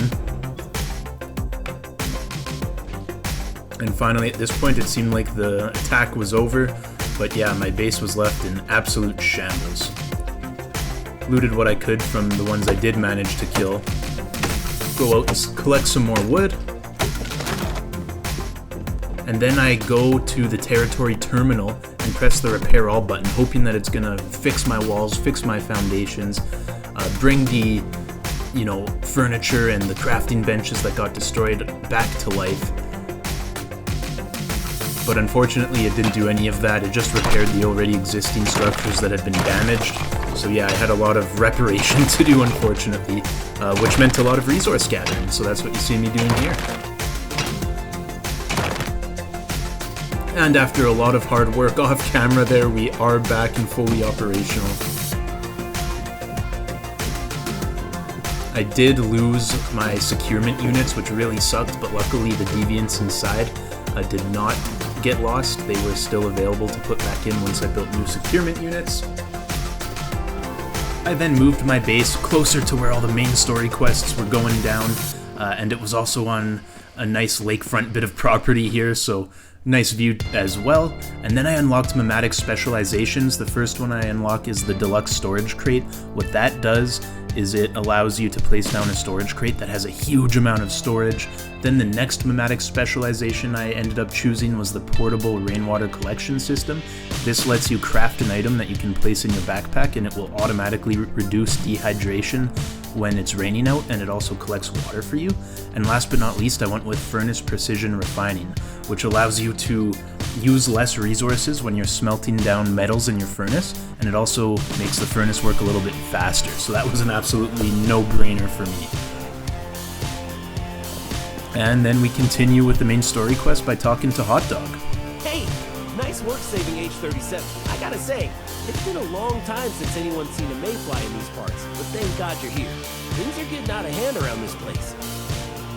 Well, you may have noticed we aren't doing so great at the moment. There's something here. It keeps creeping into our nightmares. Usually it's a spider, but it can take the form of anything. I don't know what it wants, but it's been going on for 2 months non-stop. Everyone's afraid to even close their eyes. Now people have begun to go missing. I have no idea if they're even still alive. We sure could. Solve this problem for us, and I'll make sure we make it worth your while. I suggest you start by looking into the old hospital near here. Everyone dreams of that place when they're asleep. I'm not sure why, but I doubt it's a coincidence.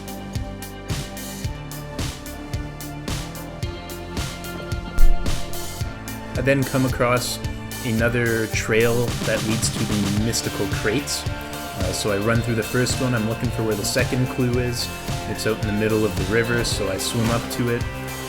and then the next one unlocks, which is also still in the middle of the river, and then on the far shore we get another one, and there's the crate there. Got a lot of good loot out of this thing, including a like button. And then we continue on with the main story quest, in which I have to investigate the old hospital. On the way there, some of the Rosetta guards were trying to shoot me down, but we weren't going to let that happen, so we take them out pretty efficiently here.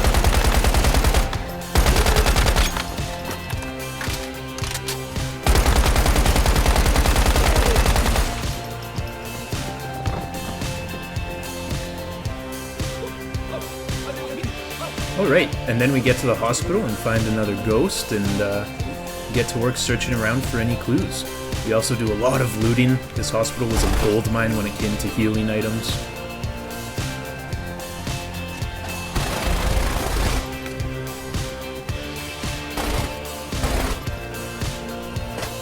Take out some spiders as we continue to work our way through the hospital.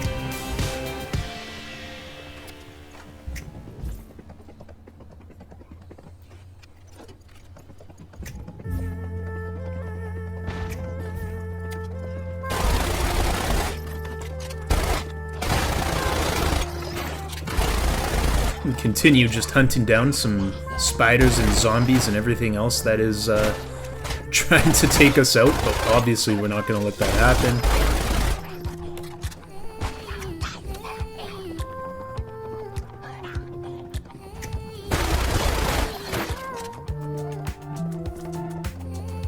This building was actually massive as well. It took me quite some time to get through it, but we do find some more ghosts, and I wasn't too, obsessed with the story at this point. I was just really enjoying the gameplay, so that was my main focus. Feel free to slow that part down and read the dialogue if you want.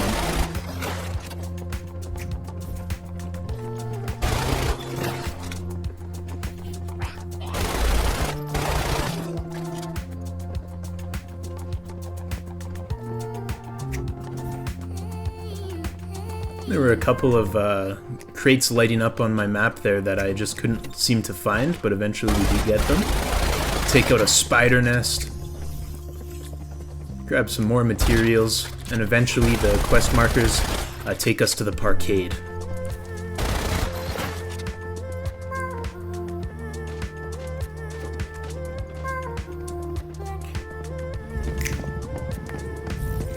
Strange. The concentration of stardust here is extremely high. And yet, there is almost no sign of an energy reaction. Dr. Marshall warned us that reaction activity might drop to low levels this close to the monolith's sphere of influence. By the way, stabilization anchors are locked in position. Who's Dr. Marshall? What do you mean, who's Dr. Marshall? The director of our research lab? You okay, Sandra? I don't know who you're talking about. I can't place them.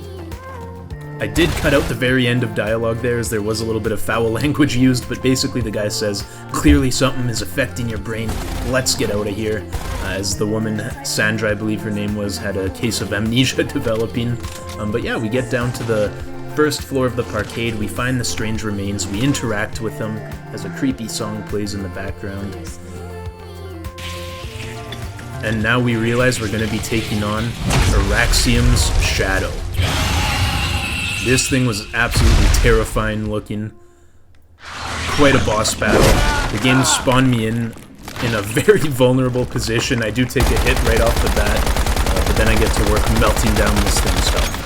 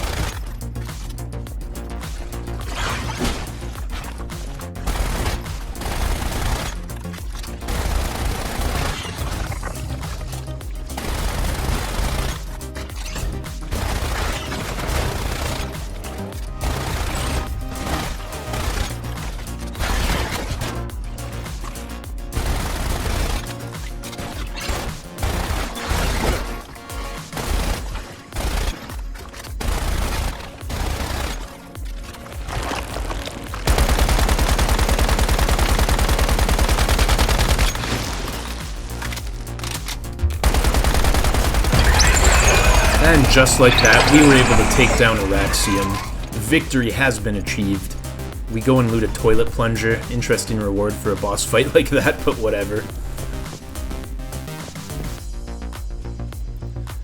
And we get teleported back to the parkade where we had originally uncovered the strange remains.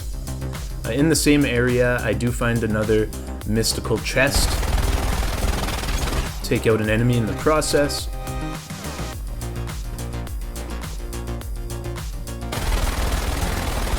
And another one. And then we grab the loot from the mystical chest. Get back to base, and I do place down a drying rack, which is where you can dry out your meat for some more recipes. I then place down the intermediate workbench.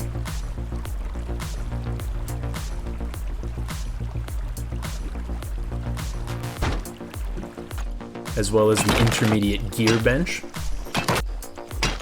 Mine some iron ore. Grab some tin ore while I'm at it. And lots more iron ore. A little bit more iron ore. Some copper ore.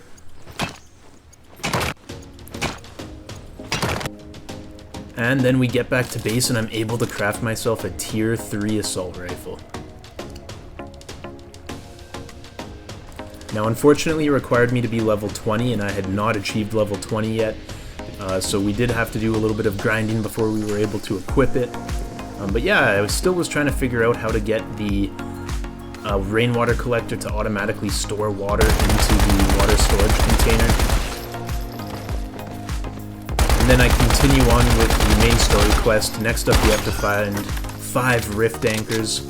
So this is the first place where the rift anchor is located, and I go and take out the local population. Loot all the chests I can find, loot all the bodies. Got up to level 17 there.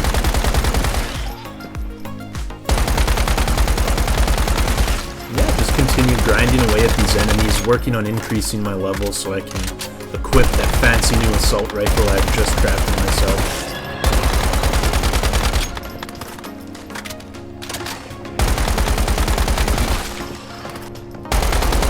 I went to loot a chest and this monster popped out of it. It was the first time I saw one of those. Once you take out the monster, you are still able to loot the chest.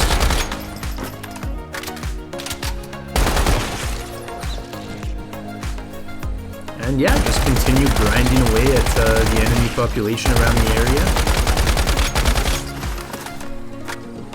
And finally, I am able to track down the rift anchor, and I do activate it.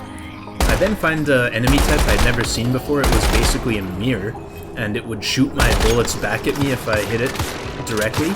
So I had to be very careful on the angles I was shooting at it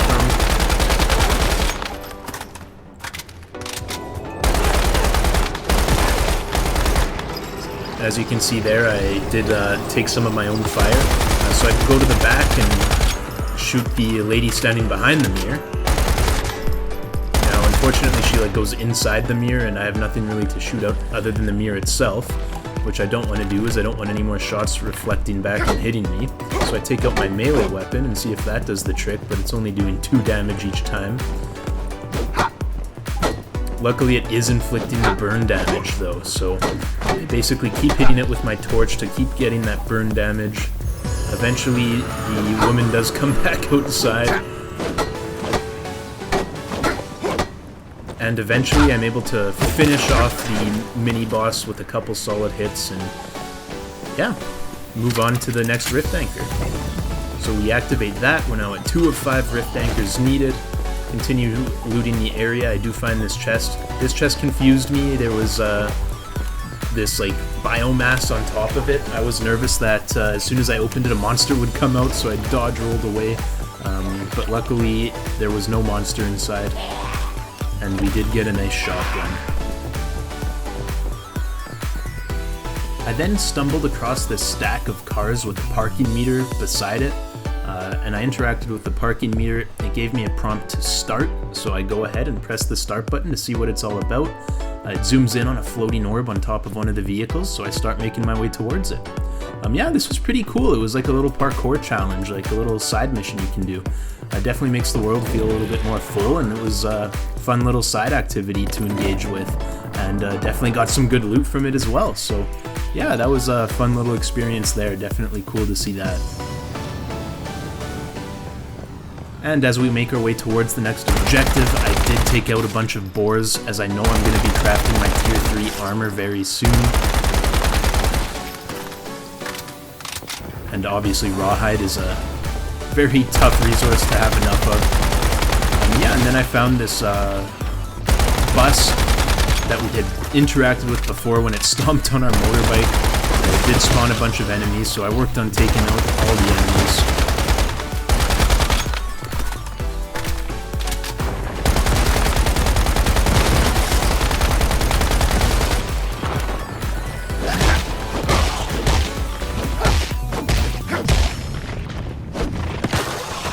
And unfortunately, by the time I had finished with all of the enemies that it had spawned, the bus had got up and started walking away. So I followed it all the way to its next stop, and this time I avoided the enemies. I wanted to see what was inside the bus. So I go ahead, I hop in, and actually there's a loot chest inside, a gear crate. So I was pleasantly surprised by that, got some good loot out of it. And as I did so, the bus actually got up on its legs and started walking away. So I guess you could use this as a bit of transportation as well, which is a pretty cool idea. Unfortunately for me, it was going the wrong direction from my objective, so I did make the decision to jump out the back and carry on my way. Next up, as we work towards the next rift anchor, the settlement that the rift anchor is at is guarded by a bunch of the Rosetta guards, so of course we have to show them who their maker is.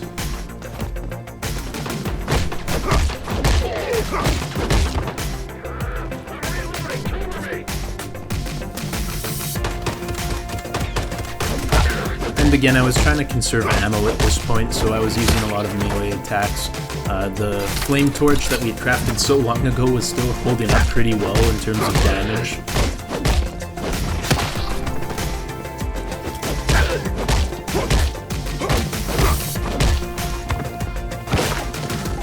And then I picked up a briefcase and started lobbing its contents towards the enemies.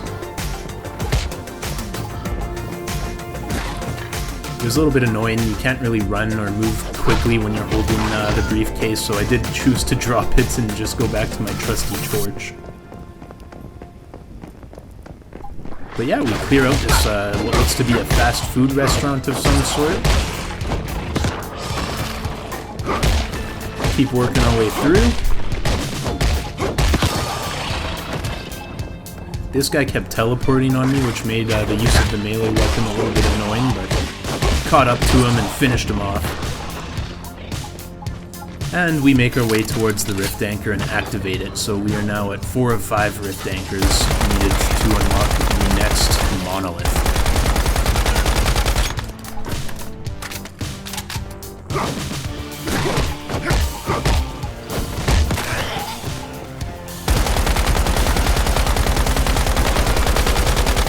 I still did need to get to level 20 in order to get the next tier of gear and weapons and be able to equip them. So I was really taking my time with these settlements where the rift anchors were, clearing out all the enemies, just trying to get as much experience as humanly possible.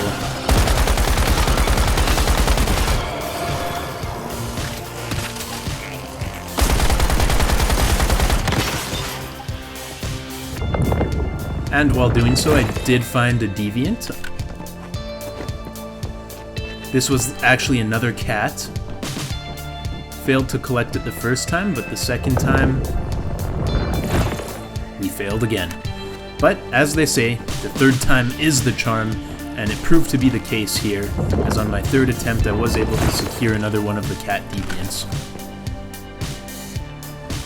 I then moved my base once more, again kind of following the trajectory of the main story quest.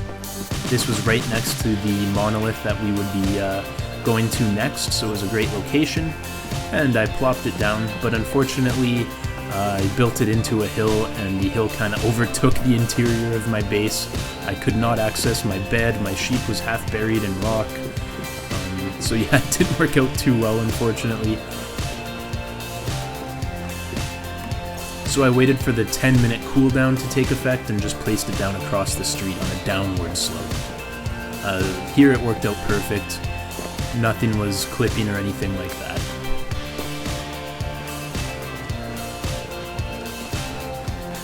Plus we had a taxi cab waiting outside, so whenever we needed a ride anywhere, it would be super convenient.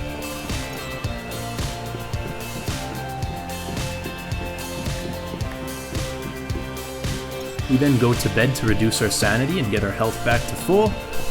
And then I went and checked out my neighbor's spot. I was kind of curious. I hadn't seen the interior of too many builds of other players. So I wanted to see what my neighbor had been up to, what he had built. He was there as well. So he had a nice flat roof, lots of room to work. As we go inside, he had a nice big room with his securement units and everything else. He also had a little kitchen area. He had a fridge as well. That is something I had yet to unlock, so definitely something to work towards. He had his garage kind of just built onto the side like so. But yeah, he had also clearly unlocked the stone building materials, where I still only had unlocked the wood at this point, so it was pretty cool to see a stone building and what that would look like. I then found this other base, which was absolutely massive, looked really cool. Guy was definitely creative, and he even built a garage for his vehicles. We then activated a teleportation tower nearby, and this helicopter caught my eye, so I run up to that. I was hoping that you would be able to interact with it in some way, maybe get inside, maybe fly it, maybe there'd be some loot, but unfortunately that was not the case. So we jumped down into a Rosetta stronghold. This is where the next rift anchor I need is located, and it's actually where the next monolith is located as well. It was an absolutely massive, like, factory-looking place with a huge amount of Rosetta guards and other enemy types. So yeah, just like a massive, massive, massive structure here that we had to work our way through. But that was okay with me, as I still needed to grind a bunch of levels out and work towards that tier 3 gear. So we continue taking out all the enemies we come across.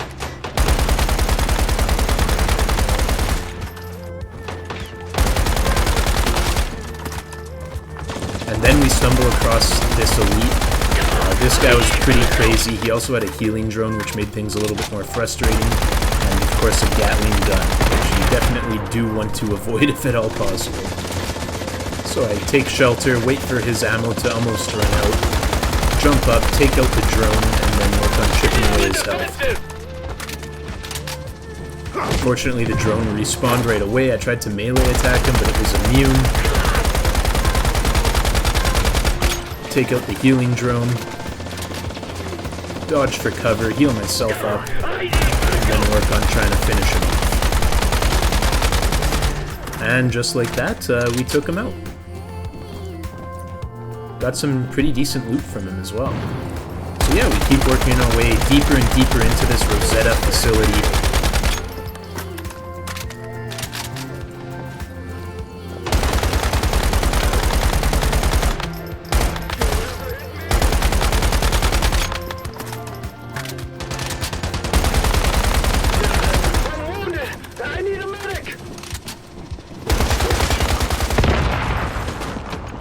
Then we find a nice weapon crate. This thing had a lot of good stuff in it. Another healing drone had spawned in, so I took that out. Continued my way through this long glass corridor, taking out any Rosetta guard I would see. Then we actually had to use an elevator. That was pretty interesting. So we take the elevator down to the basement floor. Find ourselves a globe, and then take out some more Rosetta guards.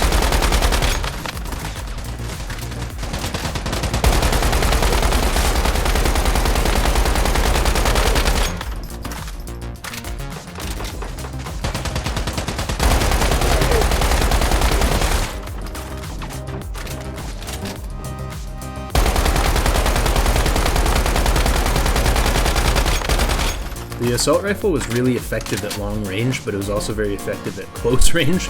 I just found it to be the perfect happy medium, as you can see some example of the long range shots there. Then we looted a crate, activated the rift anchor, and now we were at all 5 of the rift anchors we had needed to move on with the main story. All that's next is to go to the monolith, and yeah, the monoliths always seem to carry a boss inside, so I wanted to get to level 20 and unlock the tier 3 gear before I took on the boss.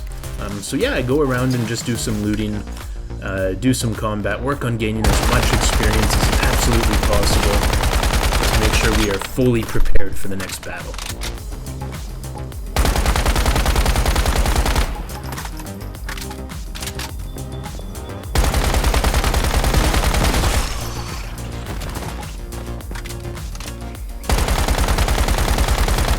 Take out a couple more boars.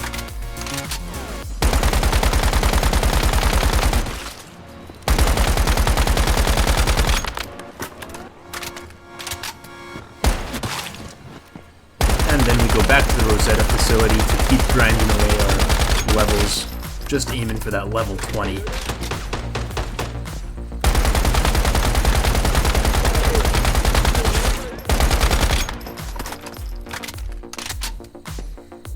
That guy just like jumps through the roof. I don't know what happened there. That caught me completely off guard. So I go and try and chase him down. But then there was a sniper up in the sniper tower trying to take me out. So I dodge rolled to avoid his sniper shots. Took out the guy with the magic ability of jumping through the roof.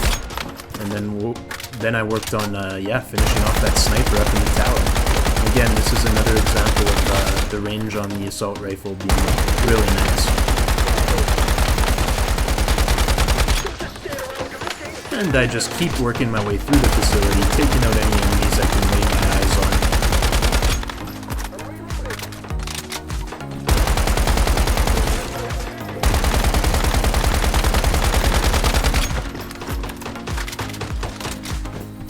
on. Finish this guy with a melee attack.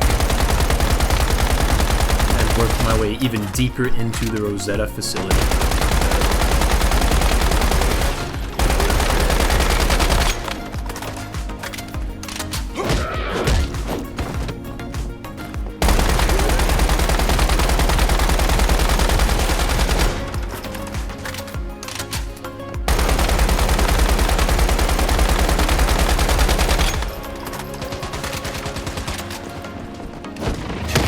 And there it is, level 20. I'm now able to equip tier 3 gear and weapons. So I finish off the last guy here and then I head back to my base. On the way back, we do take out the Rosetta filth that remains. These guys were getting smarter, they were actually using cover and ducking down. They had their healing drones, but still didn't pose too much of a problem for us.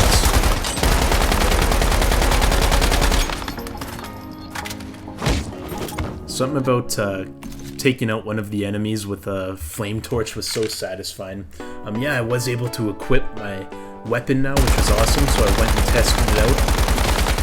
As you can see, the damage is definitely significantly increased. Now only takes, one clip to take out 2 wolves, which definitely was not the case before. Find some iron, go take out some boars. Just trying to grab it all the rawhide I can so I can focus on building my tier 3 gear.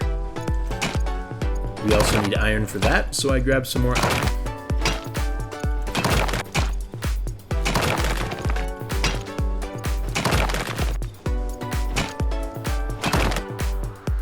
Alright, and back at base we work on crafting that tier 3 gear.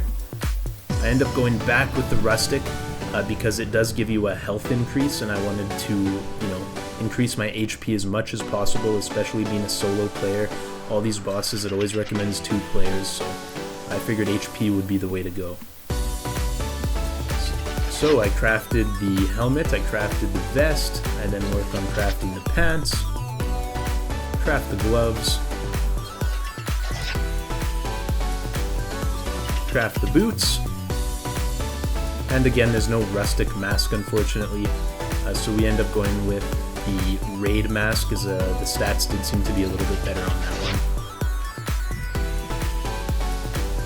So I go ahead and equip all that. I also ended up attaching a mod to my assault rifle. It ended up boosting my critical rate as well as my critical damage. Gave you know, it took my weapon rating from 390 all the way up to 582, so a significant change there. I then realized I had a skin from somewhere, so I decided I'd equip the skin. Looks pretty cool if I say so myself. I then collected all of the stuff my Digby had managed to mine overnight. He actually caught a lot of ore for us.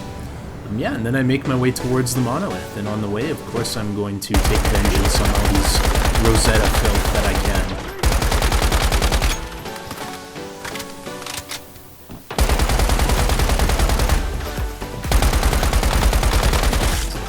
You might notice I also equipped a red dot sight. I believe it's called a reflex sight in game. But yeah, I really like the look of this thing. It was very concise. Just a small little red dot, didn't take up too much of your field of view, so yeah, it proved to be really good. So yeah, we end up entering the Araxium boss fight, and I will let the beautiful singing of Araxium take over from here.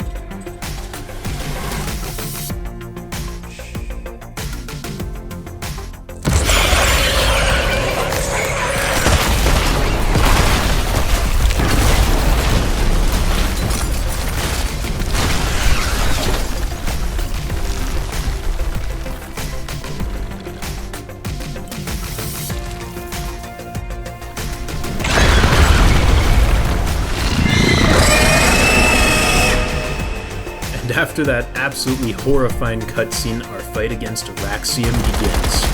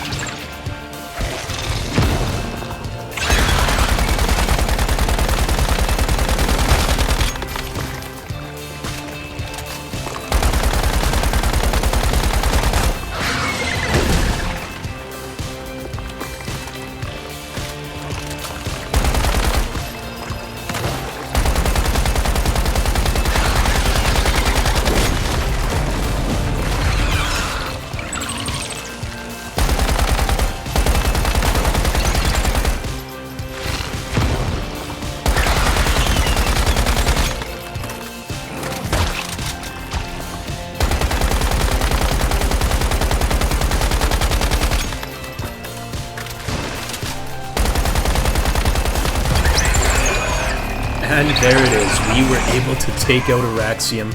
I didn't even die once. I was pretty proud of myself for that. But yeah, absolutely awesome. That boss fight was super engaging, super fun to play. I really enjoyed the mechanics. Yeah, just overall, that was absolutely awesome. Enemy design was just fantastic. This time I chose to go for the max rewards, and it paid off as we got a couple really cool drops, including an awesome weapon.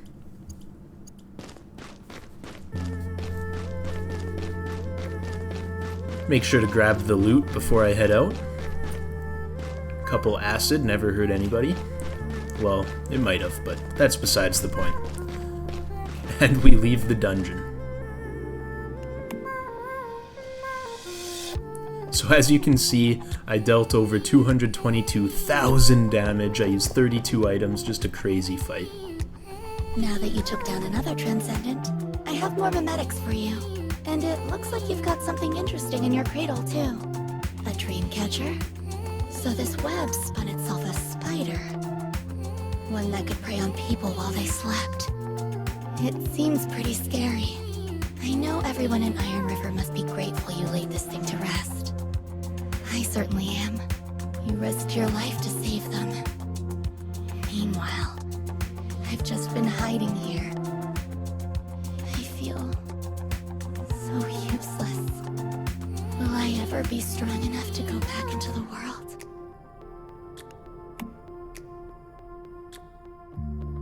Thank you, Netta. It's good to know I can count on you when the time comes. V once told me mayflies are small, yet invincible. I need to remember that. We need to keep holding on, just like them. We then go talk to Hot Dog to advance the main story quest. Hey, you made it back in one piece. What did you find? So my instincts were right then. The hospital was the key, and those dreams. Those dreams were nothing more than bait in a trap. Wow, these past couple months, man, it really pushed us to our limit. I can't believe we didn't lose a single person to that thing. Thanks to you, you really saved our bacon. Hell of a way to start my time as interim mayor, I'll tell you that. And at this point, the next quest does not unlock until Season Phase 2.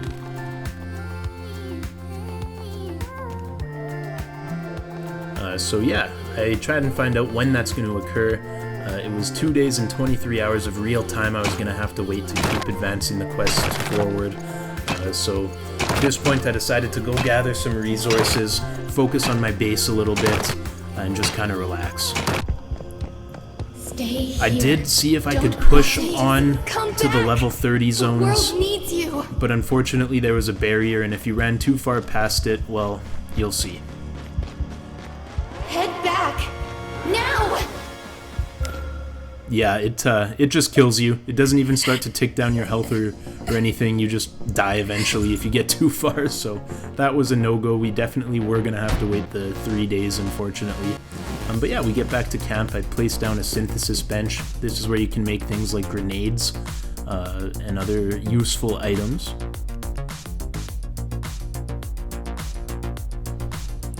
I then placed down some more securement units.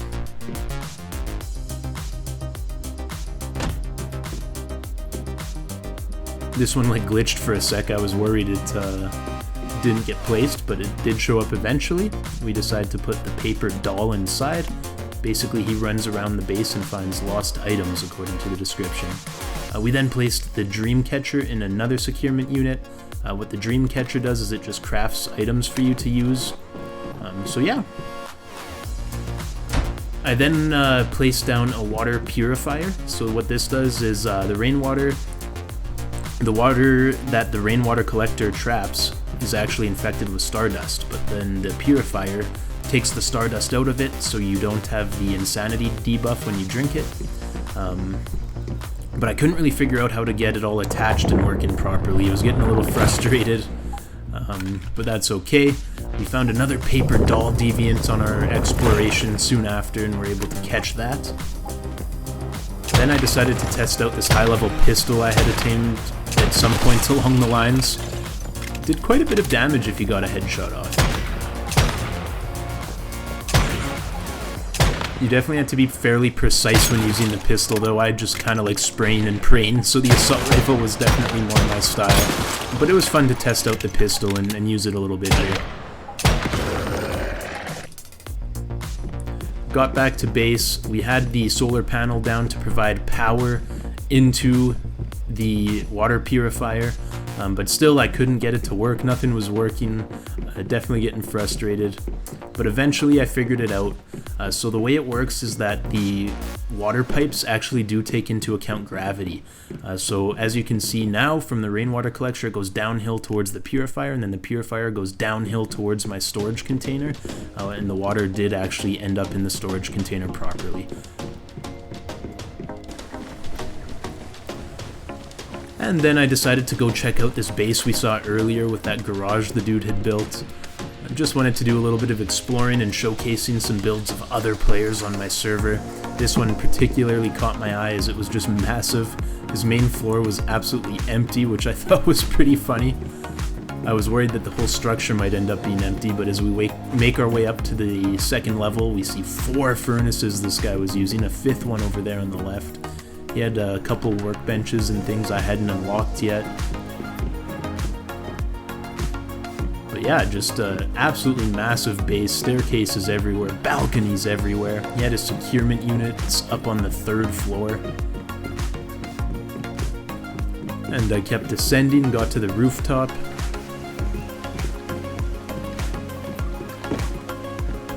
He had one of the paper dolls working, and he also had some farmland, which was something I definitely wanted to get going in the near future. But yeah, overall, a really cool looking base for sure. Unfortunately, I was not able to unlock the doors that were closed there and go through his base entirely, but that's okay.